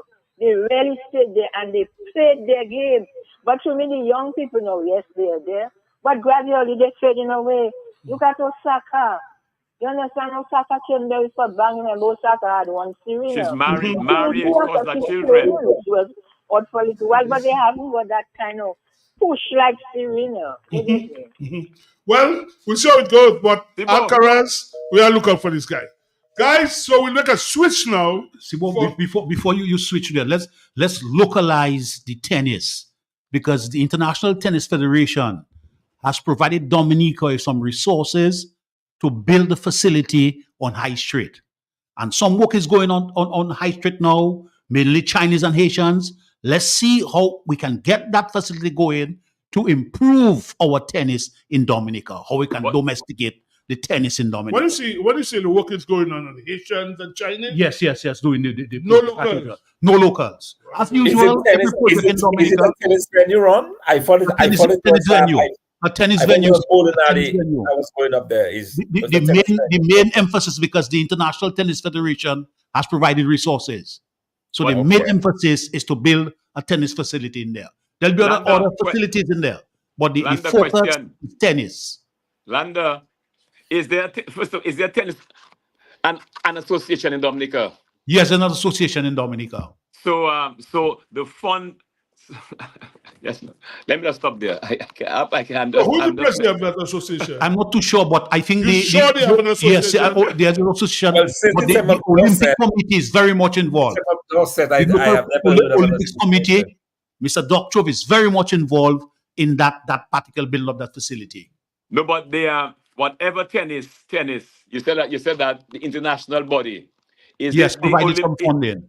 Is it the Olympic Committee for Olympic Solidarity? Because first of all, you need an association to make representation. Because the Olympic Committee. So how could you get the money, Low Black? How could you get the money? The money is made available. Let's ensure that we build the facility in Dominica. Don't belabor that point. What we have to focus on now. Understand what I'm saying. You must understand what I'm saying. I want to know the role of the association because it's critical. It's very, very important. All right, that the association they have to be present. They have to be present because what you do as an association, you make representation through for the Olympic Committee, Olympic Solidarity. You all work hand in hand. Now, what I want to know whether you have an active association. That's what I want to know. I don't know. That's why I asked the question. I don't know myself. I've never heard of a president or who is the president. I don't know. Maybe it's something we'll have to investigate. So by the time we come back next week, we'll have information for the public. But I honestly do not know if there's an executive of a tennis association in Dominica. Maybe I know a very vibrant one. Oh, he's not here. There's Okay. a very vibrant one with Dorset. I'm not sure if Tom Dorset is involved in that anymore. I'm not sure. Your friend, was the one responsible, you know. It come now. Andy Carter? Andy Carter? Yes, Andy Carter. Well, I right. don't hear he's not in the States. So and I know you're listening to the program. So we'll investigate, and by the time we come next week, next week, if there's an active association. I'll try and find out myself. But resources are made available and work is ongoing. My concern is the persons doing the work and the way they're going about doing the work. I understand what you're saying, brother. Let's make sure at the end we've got a quality facility in there so we can develop, and not talk only about international tennis. We can develop our skills in Dominica, develop our tennis players in Dominica. Yeah, but you need the association also. They must pay the part, brother. For you to go forward, you need an association. Well, we will find out. So by the time we come next week, we'll know. Okay? So we're done on the home stretch now. We're going to cricket. Okay, guys? Last week, Thursday, when we were here, I remember saying before lunch, the match would have been complete Friday. That happened. But another test match start. Let's take a caller and then we'll get to our cricket. Good evening. Hello, good evening. I hear you are talking about tennis, right? Yes. There's a common problem in terms of where they develop in the Dominica Club. First of all, very good job with the excavation. You can then build something on it, fine. But here's the problem. Just on the corner of Bath Road and High Street, you have like a gateway there, if you will, or some space access point.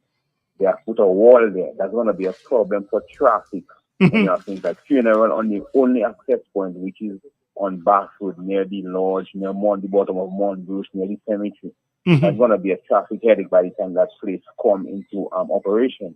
So earlier club, they should build that wall, a portion of that wall, really. It's only 3 blocks high, where they have near the corner of Bath Road and High Street, on the High Street portion, if you will.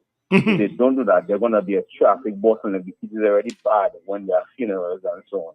It's going to be even worse, even for people who might not have nothing to do with tennis. So it's going to get up the Mount Bruce or Newtown or Goodwood or Rosewood. Well, Colin, you're making a very good point. I hope the authorities are listening to what you're saying, because you seem to have an idea about what's going on up there. Well, it speaks to planning department also, whether they're sleeping at the wheel. You know? Good point. I say all the people. Well, nowadays all institutions are compromised, so you don't even know what's happening really. So I only hope they're listening to you and what you're saying there. They take it into consideration. Yeah, no problem. Thank you, man. Thank you. Well, the guy making a. In Yeah, fact, yeah, yeah. they had to It was break master part of plan. the wall, you know, Yes, after they yes, started. yes, yes. They have to make break the a wall. walkway. Yeah. To make a walkway. So what the caller is saying Yeah. there is very useful. So I only hope the people that matter listening to him. What was it? Sibo, before you go to the England versus West Indies, I would like you to comment on the junior regional cricket competition, which was taking place in St. Vincent. Well, a lot there were some of problems. a lot of rain. The is local affecting. 50 over competition. Well, I would like you to comment on that. Well, last weekend, none of the matches took place. I can So tell how are you you going to that. select a national Well, team? they to go to the selected a squad. In fact, they're supposed to be training in the Windsor Park. Honestly, yeah, you and I asked the question last week. Yes. But they selected a squad, and the commission's supposed to be in 2 weeks' time. I don't know how they're going. I just find it's a joke. So the president, when we spoke last week, he came on and tried to explain, but none of the matches that was scheduled took place last weekend. I can tell you that. I actually went to the Gardens, and when I saw the Gardens, it's like a forest, so I don't know how they could have advertised matches for there, and they didn't play. So that is not taking place in St. Vincent. The wind was a lot of rain affecting that competition, and it's 2-day matches there, by the way. 2-day matches that are taking place, the under-19 tournament. 2-day matches. We have another caller. Good evening. Hello. Yes, brother. What's up, man? What's up, man? Quickly, caller. Quickly, make your point. Yeah, well, quickly, just a quick thing. I want to applaud the young man, for the point that he just made there, because I had that in mind. You understand? But in closing, just a fast thing. I just want to call those in authority that doing that same court there on there. I want them to look on the little road to go up Mondos. That little piece of thing that falls down in the middle of the road that can kill somebody. They have a little thing. They have a little thing there they can just take out. You know what I mean? To clear the road for us, please, by tomorrow. Because, it's a long kind of fuel going on. That's my point, because I don't want to waste time tonight. Thank you, caller. Alanda, good night. Everybody, good night. Okay? Thank you, bro. Right. Guys, there, West Indies today. West Indies won the toss in good weather, packed crowd, a good pitch, and decided to field. And like I said, that is Dr. Fountain and I, we are speaking about it today. It's a defensive measure. West Indies obviously didn't want to go to bat. They felt that if they go to bat, they could be bowled out in 2 hours. So they chose. But again, if you win the toss and a team scores 400 in the first day, you're really on the back foot. You're really on the back foot. And as I say, I don't think it's a defensive measure because people, in fact, I heard the captain, I don't know if you all heard his comment when he said they have to find a way to score. I'm trying to understand what he meant. Did you see that comment? But Sibo, I still find though, when I looked at on the balance of things, we had 5 dropped catches and a missed something. Okay. Now, if we had taken 2 or 3 of those catches, we could have skittled these guys out for less than 250, and think about it as well. They were 305 for 5. All out for 412. They lost their last 5 wickets, 412 runs. So when you think about it, it was probably not a bad idea to bowl. It's just that the feeling let us down this time. Our feeling let us down. If we had taken those catches, and ironically, I was looking at a program last night on television from South Africa, and they were talking about how critical fielding is. They have done their statistics, and they were saying that about 20% of test matches decided on the catches dropped. They've done some statistical analysis, and because of that, they say now in South Africa their focus is on the fielding. They want their players to be able to take every catch, and they spend a lot of time in coaches and so on. Just last time I was watching that, and today I watching the West Indies dropping those. You see Afanas's first catch in the first over. Afanas. It was a great catch, but then he dropped one. He dropped one when it was in Gully. Yeah. He was at 46 and Pope went to make a 121. And it's Pope, Pope was dropped twice and he went on to score 100. So, it could have been a different thing altogether. But having said that, I still believe, I like the mindset of the players. I saw a great interview, or 2 good interviews by both Hodge and Afanas. And what we're basically saying is that, hey, listen, we messed up in the first, that's behind us. We're looking forward. If they can keep that positive mindset, all we need is one of these 2 guys to really go. The other thing I want to say, and what my main concern, is not so much about this top order batting, but our keeper, our wicket keeper. I went back to a couple years now, going back to 2013, the series in Dominica against India, and I'm looking at the scores of our wicketkeeper. Listen to his scores: 10, 2-13, 6-18, 79-7, and 0-9. You're talking about the Silva, right? The Silva. He's averaging 14 runs since the past 2 years. Mm-hmm. Okay, and I'm saying I'm not hearing anybody putting pressure on that keeper to come up with some runs, and that is where I think sometimes the batting let down. Now, if you compare, for example, England, when King comes out at number 7 to bat, Smith, the keeper, he is able to hold an end. He was the one who, in the first innings, in the first test against the West Indies, although we had gotten some great early wickets, but coming at number 7, he was able to hold the end and really extend the innings. We don't have that in the Silva. True. And that to me is a major problem. We need to start looking if this guy is not going to score runs. I mean, if you're averaging 14 runs as a wicketkeeper batsman, your team is always going to lose. And I think that is where I believe.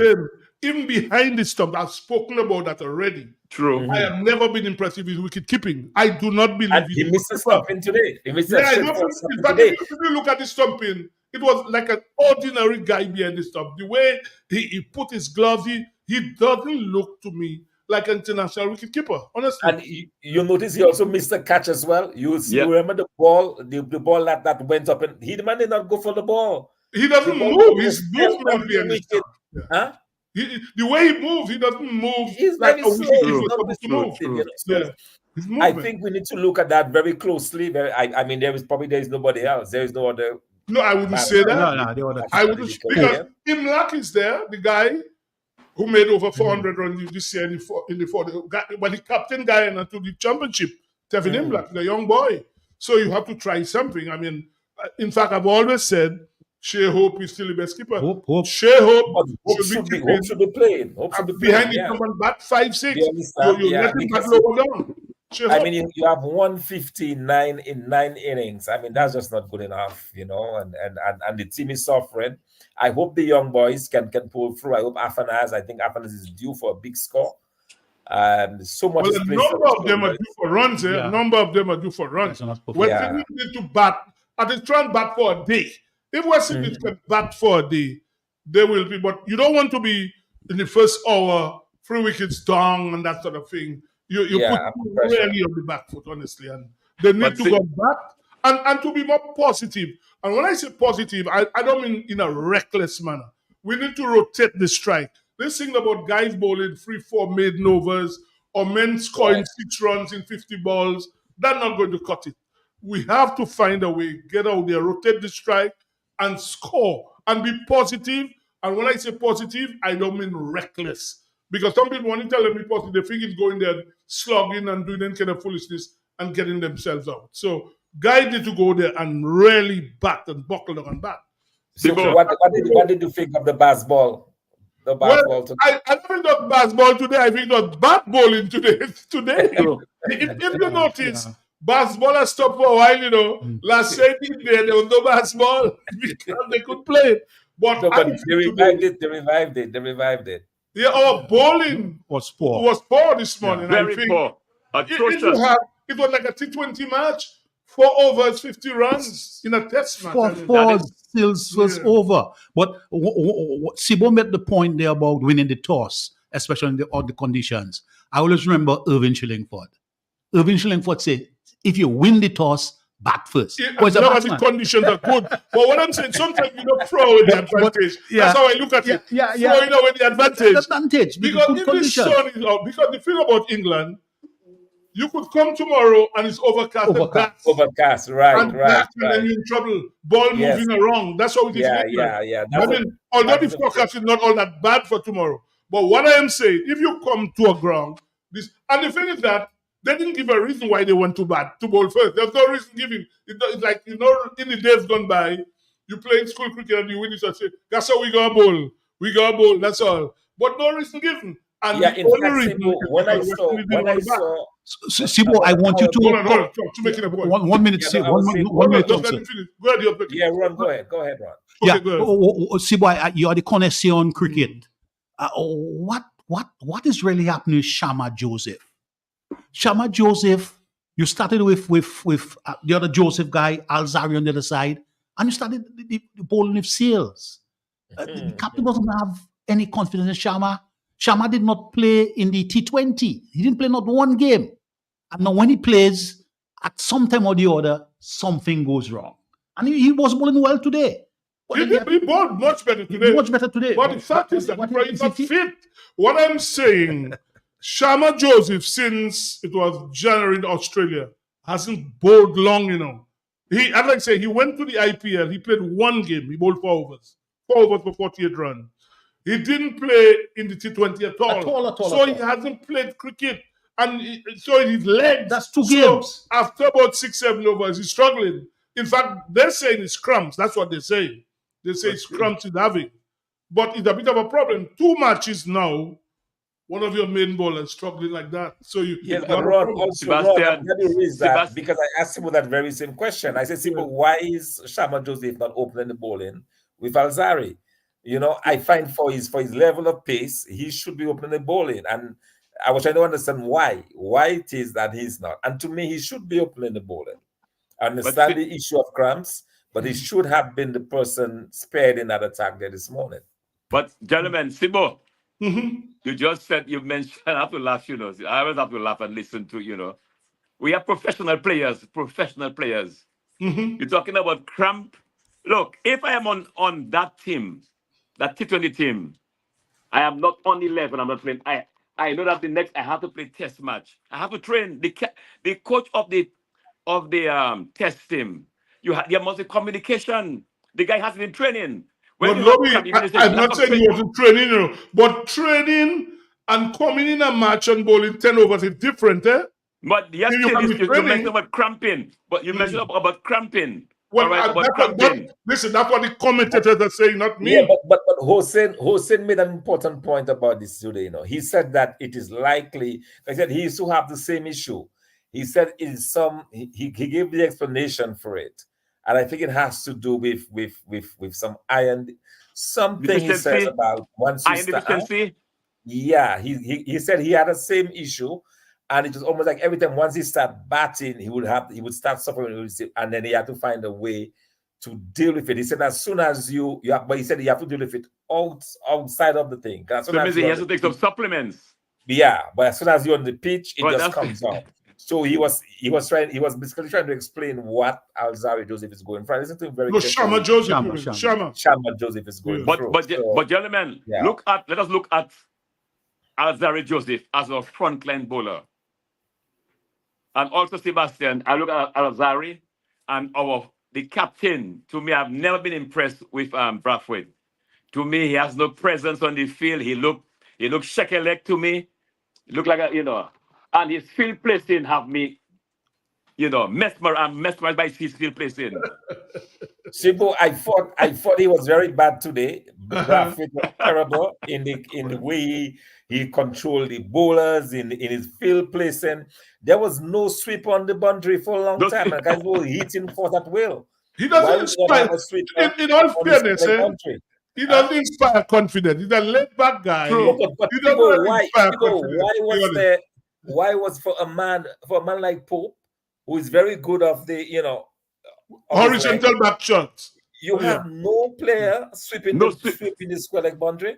I found that to be very strange. So his field placing was a problem. But Manu, on your question of Alzari is a wicket taker though. The problem Alzari has is that he's just not consistent. If he can find a way to be consistent, to drop it the same place 6 times, he would improve, and that is probably something he has to work on.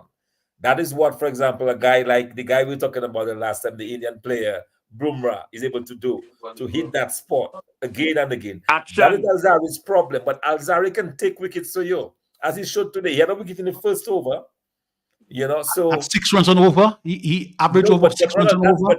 But that is the problem. He can take wickets, but he's not consistent. But so he I needs to believe work on his consistency. But I believe, gentlemen, is this: try to work on that.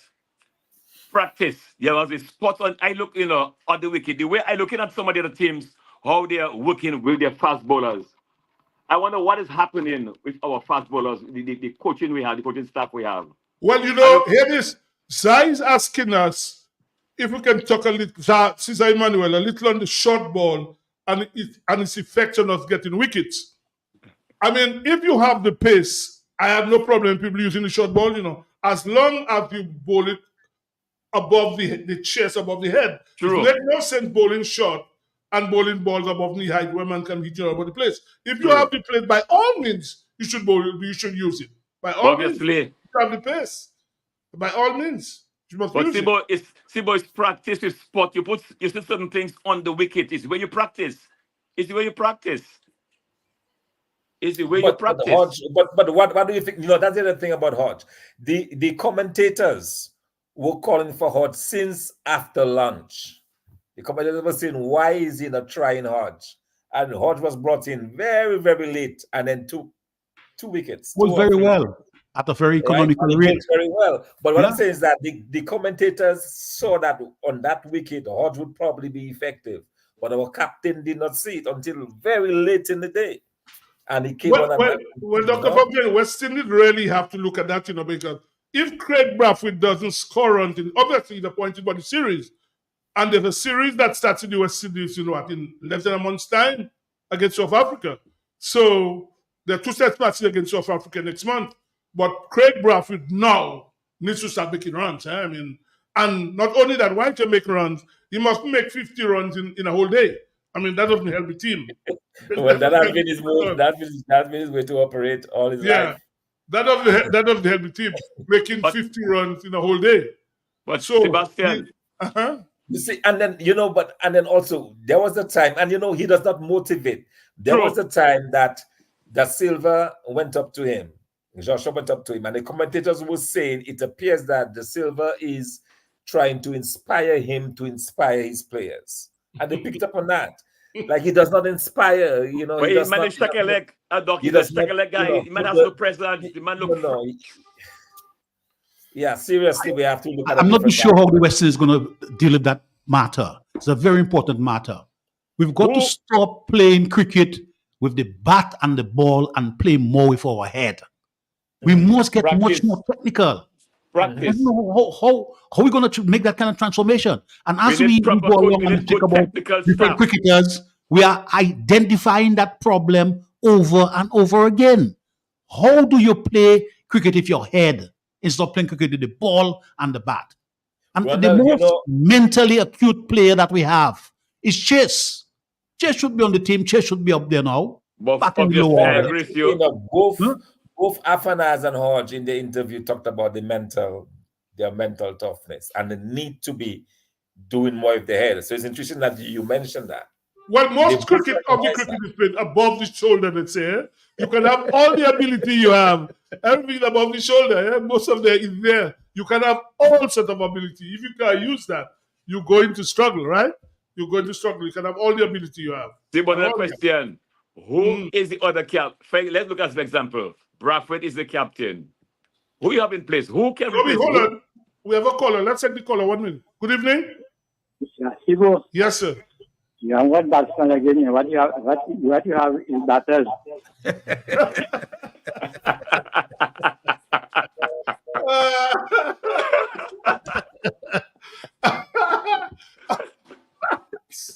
Let's take a break. Producer said we have to take a break now. Let's take the break. Our final break.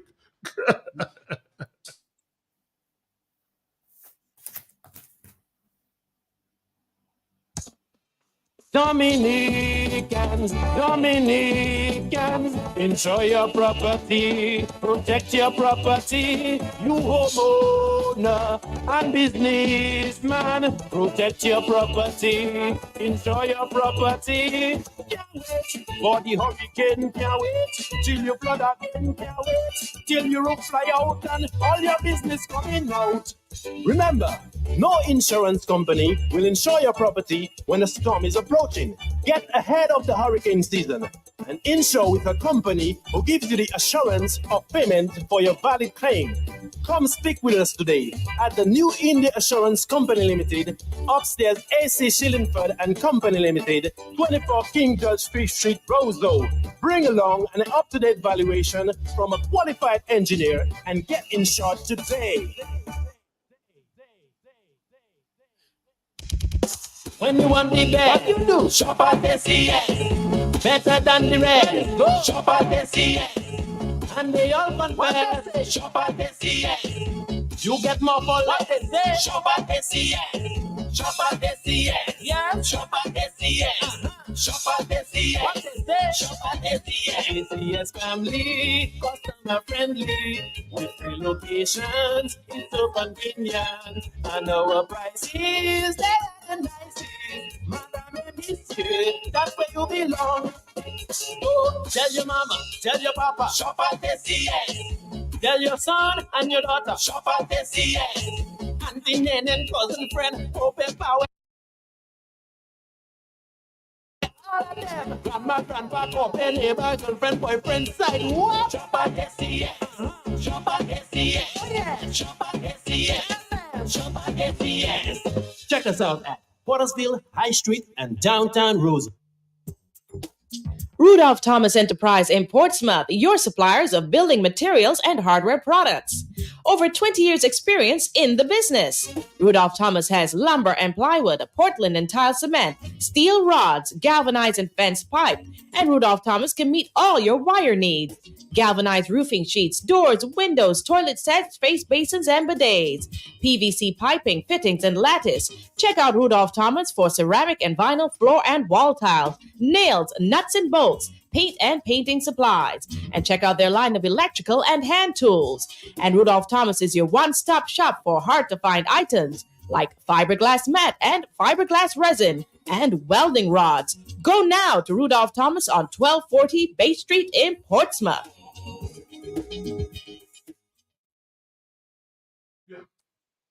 We're back? Yeah, we are back, and I think we have a call on the line right away. Good evening, sir. Good evening. Good evening, Sports Rap. How are you? Oh, we are good. We're very good. Very good. Dr. Thompson Fountain, good evening to you. Yes, Dr. good evening. You heard? Good evening. Yes. Thibault, good evening to you. Hi, how you doing, man? Yeah. Anyway, very quick. I agree with most of the things you all said, but I really want to put a little injection there. Just a little bit. I agree that Chase could be on the team. The question I have for you guys is, and I have 2 of them, just 2. Who are you going to remove for Chase? Well, I have a Holder. Correct me if I'm wrong. Holder. Holder? Did you see Holder today? Holder disappoint me today. A catch comes straight in Holder hand and he throw it down. But he's bowling. Okay. He's bowling. Okay, hold on He's a while. bowling. I heard the commentator. Holder he could not buy a wicket for you today. The guy has lost his pace, he's lost his energy. Go on, caller. You still there? All right. Go on. What I heard the commentator said, and you can correct me, is that Holder has a lot of experience in the English conditions, and outside of that, he can control the run rate, and he can bowl line and length, and that is not today. But Lobby, in fairness, caller, you cannot use 2 day alone. I mean, everybody has a bad day. I personally wouldn't leave out Jason Holder. I'll tell you honestly. I believe he's our best cricketer, and I'll say it straight. Jason Holder is still the West Indies' best cricketer. But Thibault, I did not have him on my 11, and see, he did not perform in the first test. Okay, if you didn't have him on the 11 today, who would you have selected in his place? But we just said Chase. Oh, you're talking about if Chase was there? And then no, but not only that, but you could have played if Moti was playing. I would have played Sinclair in his place even. Is Sinclair in whose place? Holder, let me tell you something. Holder. Did you see Holder in the first test, and did you see him in the first innings of this test? Holder's ball in the first set was good. I think he He bowled better than Azari Joseph. He bowled better than Chaba in the first test. I'm trying to get the stats there. Yeah, he took 2 wickets in the first inning. Go ahead, caller. Yeah, I was saying I find Holder is traditionally known for keeping a line and length. Holder is not the quickest thing we have, but he can keep a line and length. Give that to him. And again, Sibo, Holder can give us a 50. Holder can give us a 10. And that's true. That's really, Holder is an asset to the team. I heard now, the point I want to get to, and that's my purpose for calling. If we say him to bring in Chase, who to drop? So you say Holder. I say, if we bring in Chase, let Chase keep and take off. Hold on, what you said? Let's Chase what? Keep. So this is not a game sue, you know, it's a test match. You put it on that game, this stuff, you never did that before. That's crazy. Right. Yeah, go on. Before you hold on a while. Before Low Black finish laughing, I would say Afanes dropped 2 catches. The first one, I don't judge him for it. It was tough. I couldn't take that catch. The second one in the gully, it hit him. Yeah, I think it hit him in his mouth. You know. Yeah, and that was bad. He did get a first good catch. Anyway, the last thing I want to say or ask you, as someone who was a selector of the West Indies, what would be your approach? We bowl out England in one day, but they did have a high run rate and they got 416 runs. Record. What's your approach? Well, what I said, West Indies need to at least bat the day tomorrow. That is first objective. Try and bat the day tomorrow. If you can do that, even if you score 250 for 6 or 7, you'll have at least achieved something. But the important thing, they must bat tomorrow, at least the day. Bat a day. True. You have to bat 3 sessions. Because if you do not do that, you'll be chasing on the last inning, maybe 400, because I'm sure England will bat again. So England will bat. If you give them a big lead, they will bat again and to bat you out of the game. So it's important that West Indies bat out tomorrow, still be batting by lunchtime on the 3rd day. They need to do that. Yeah, but I guess my direct question is, what is the approach? The approach is, do we go there and poke, or do we approach the game like how Brooks approached the game? Well, different bowling. Or do we go and well, what I said, if you listen to me, what I said, we have to rotate the strike. We have to be positive. And when I say positive, I'm not saying people must bat recklessly. You have, if the ball is up for the drive, by all means drive it. But we cannot put ourselves in a shell where we bat for 2 hours and we have 20 runs, or we bat for 4 hours, we have 100 runs. That's not going to help. So guys must rotate the strike, be positive. Again, positive doesn't mean being reckless, and we need to bat session. If we can bat 4 sessions, that means you'll be batting on Saturday morning as well. That would be good. But we have to be prepared, Sebastian. Caller, you still there? Okay, the caller is gone. Yeah, Lobby.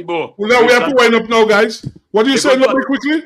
That England will be on the attack tomorrow. Well, do we expect that? We expect that. West Indies, 315 in the first innings.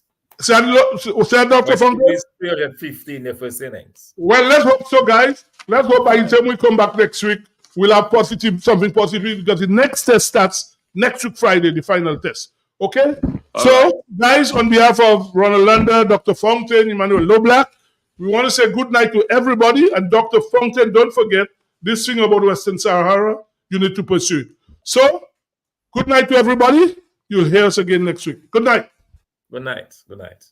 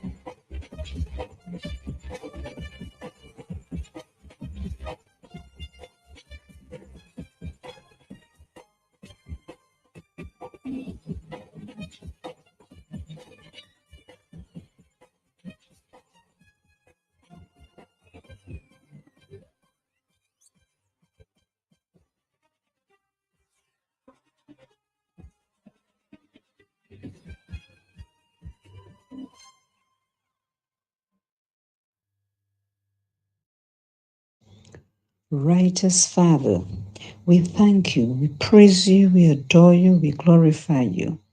Thank you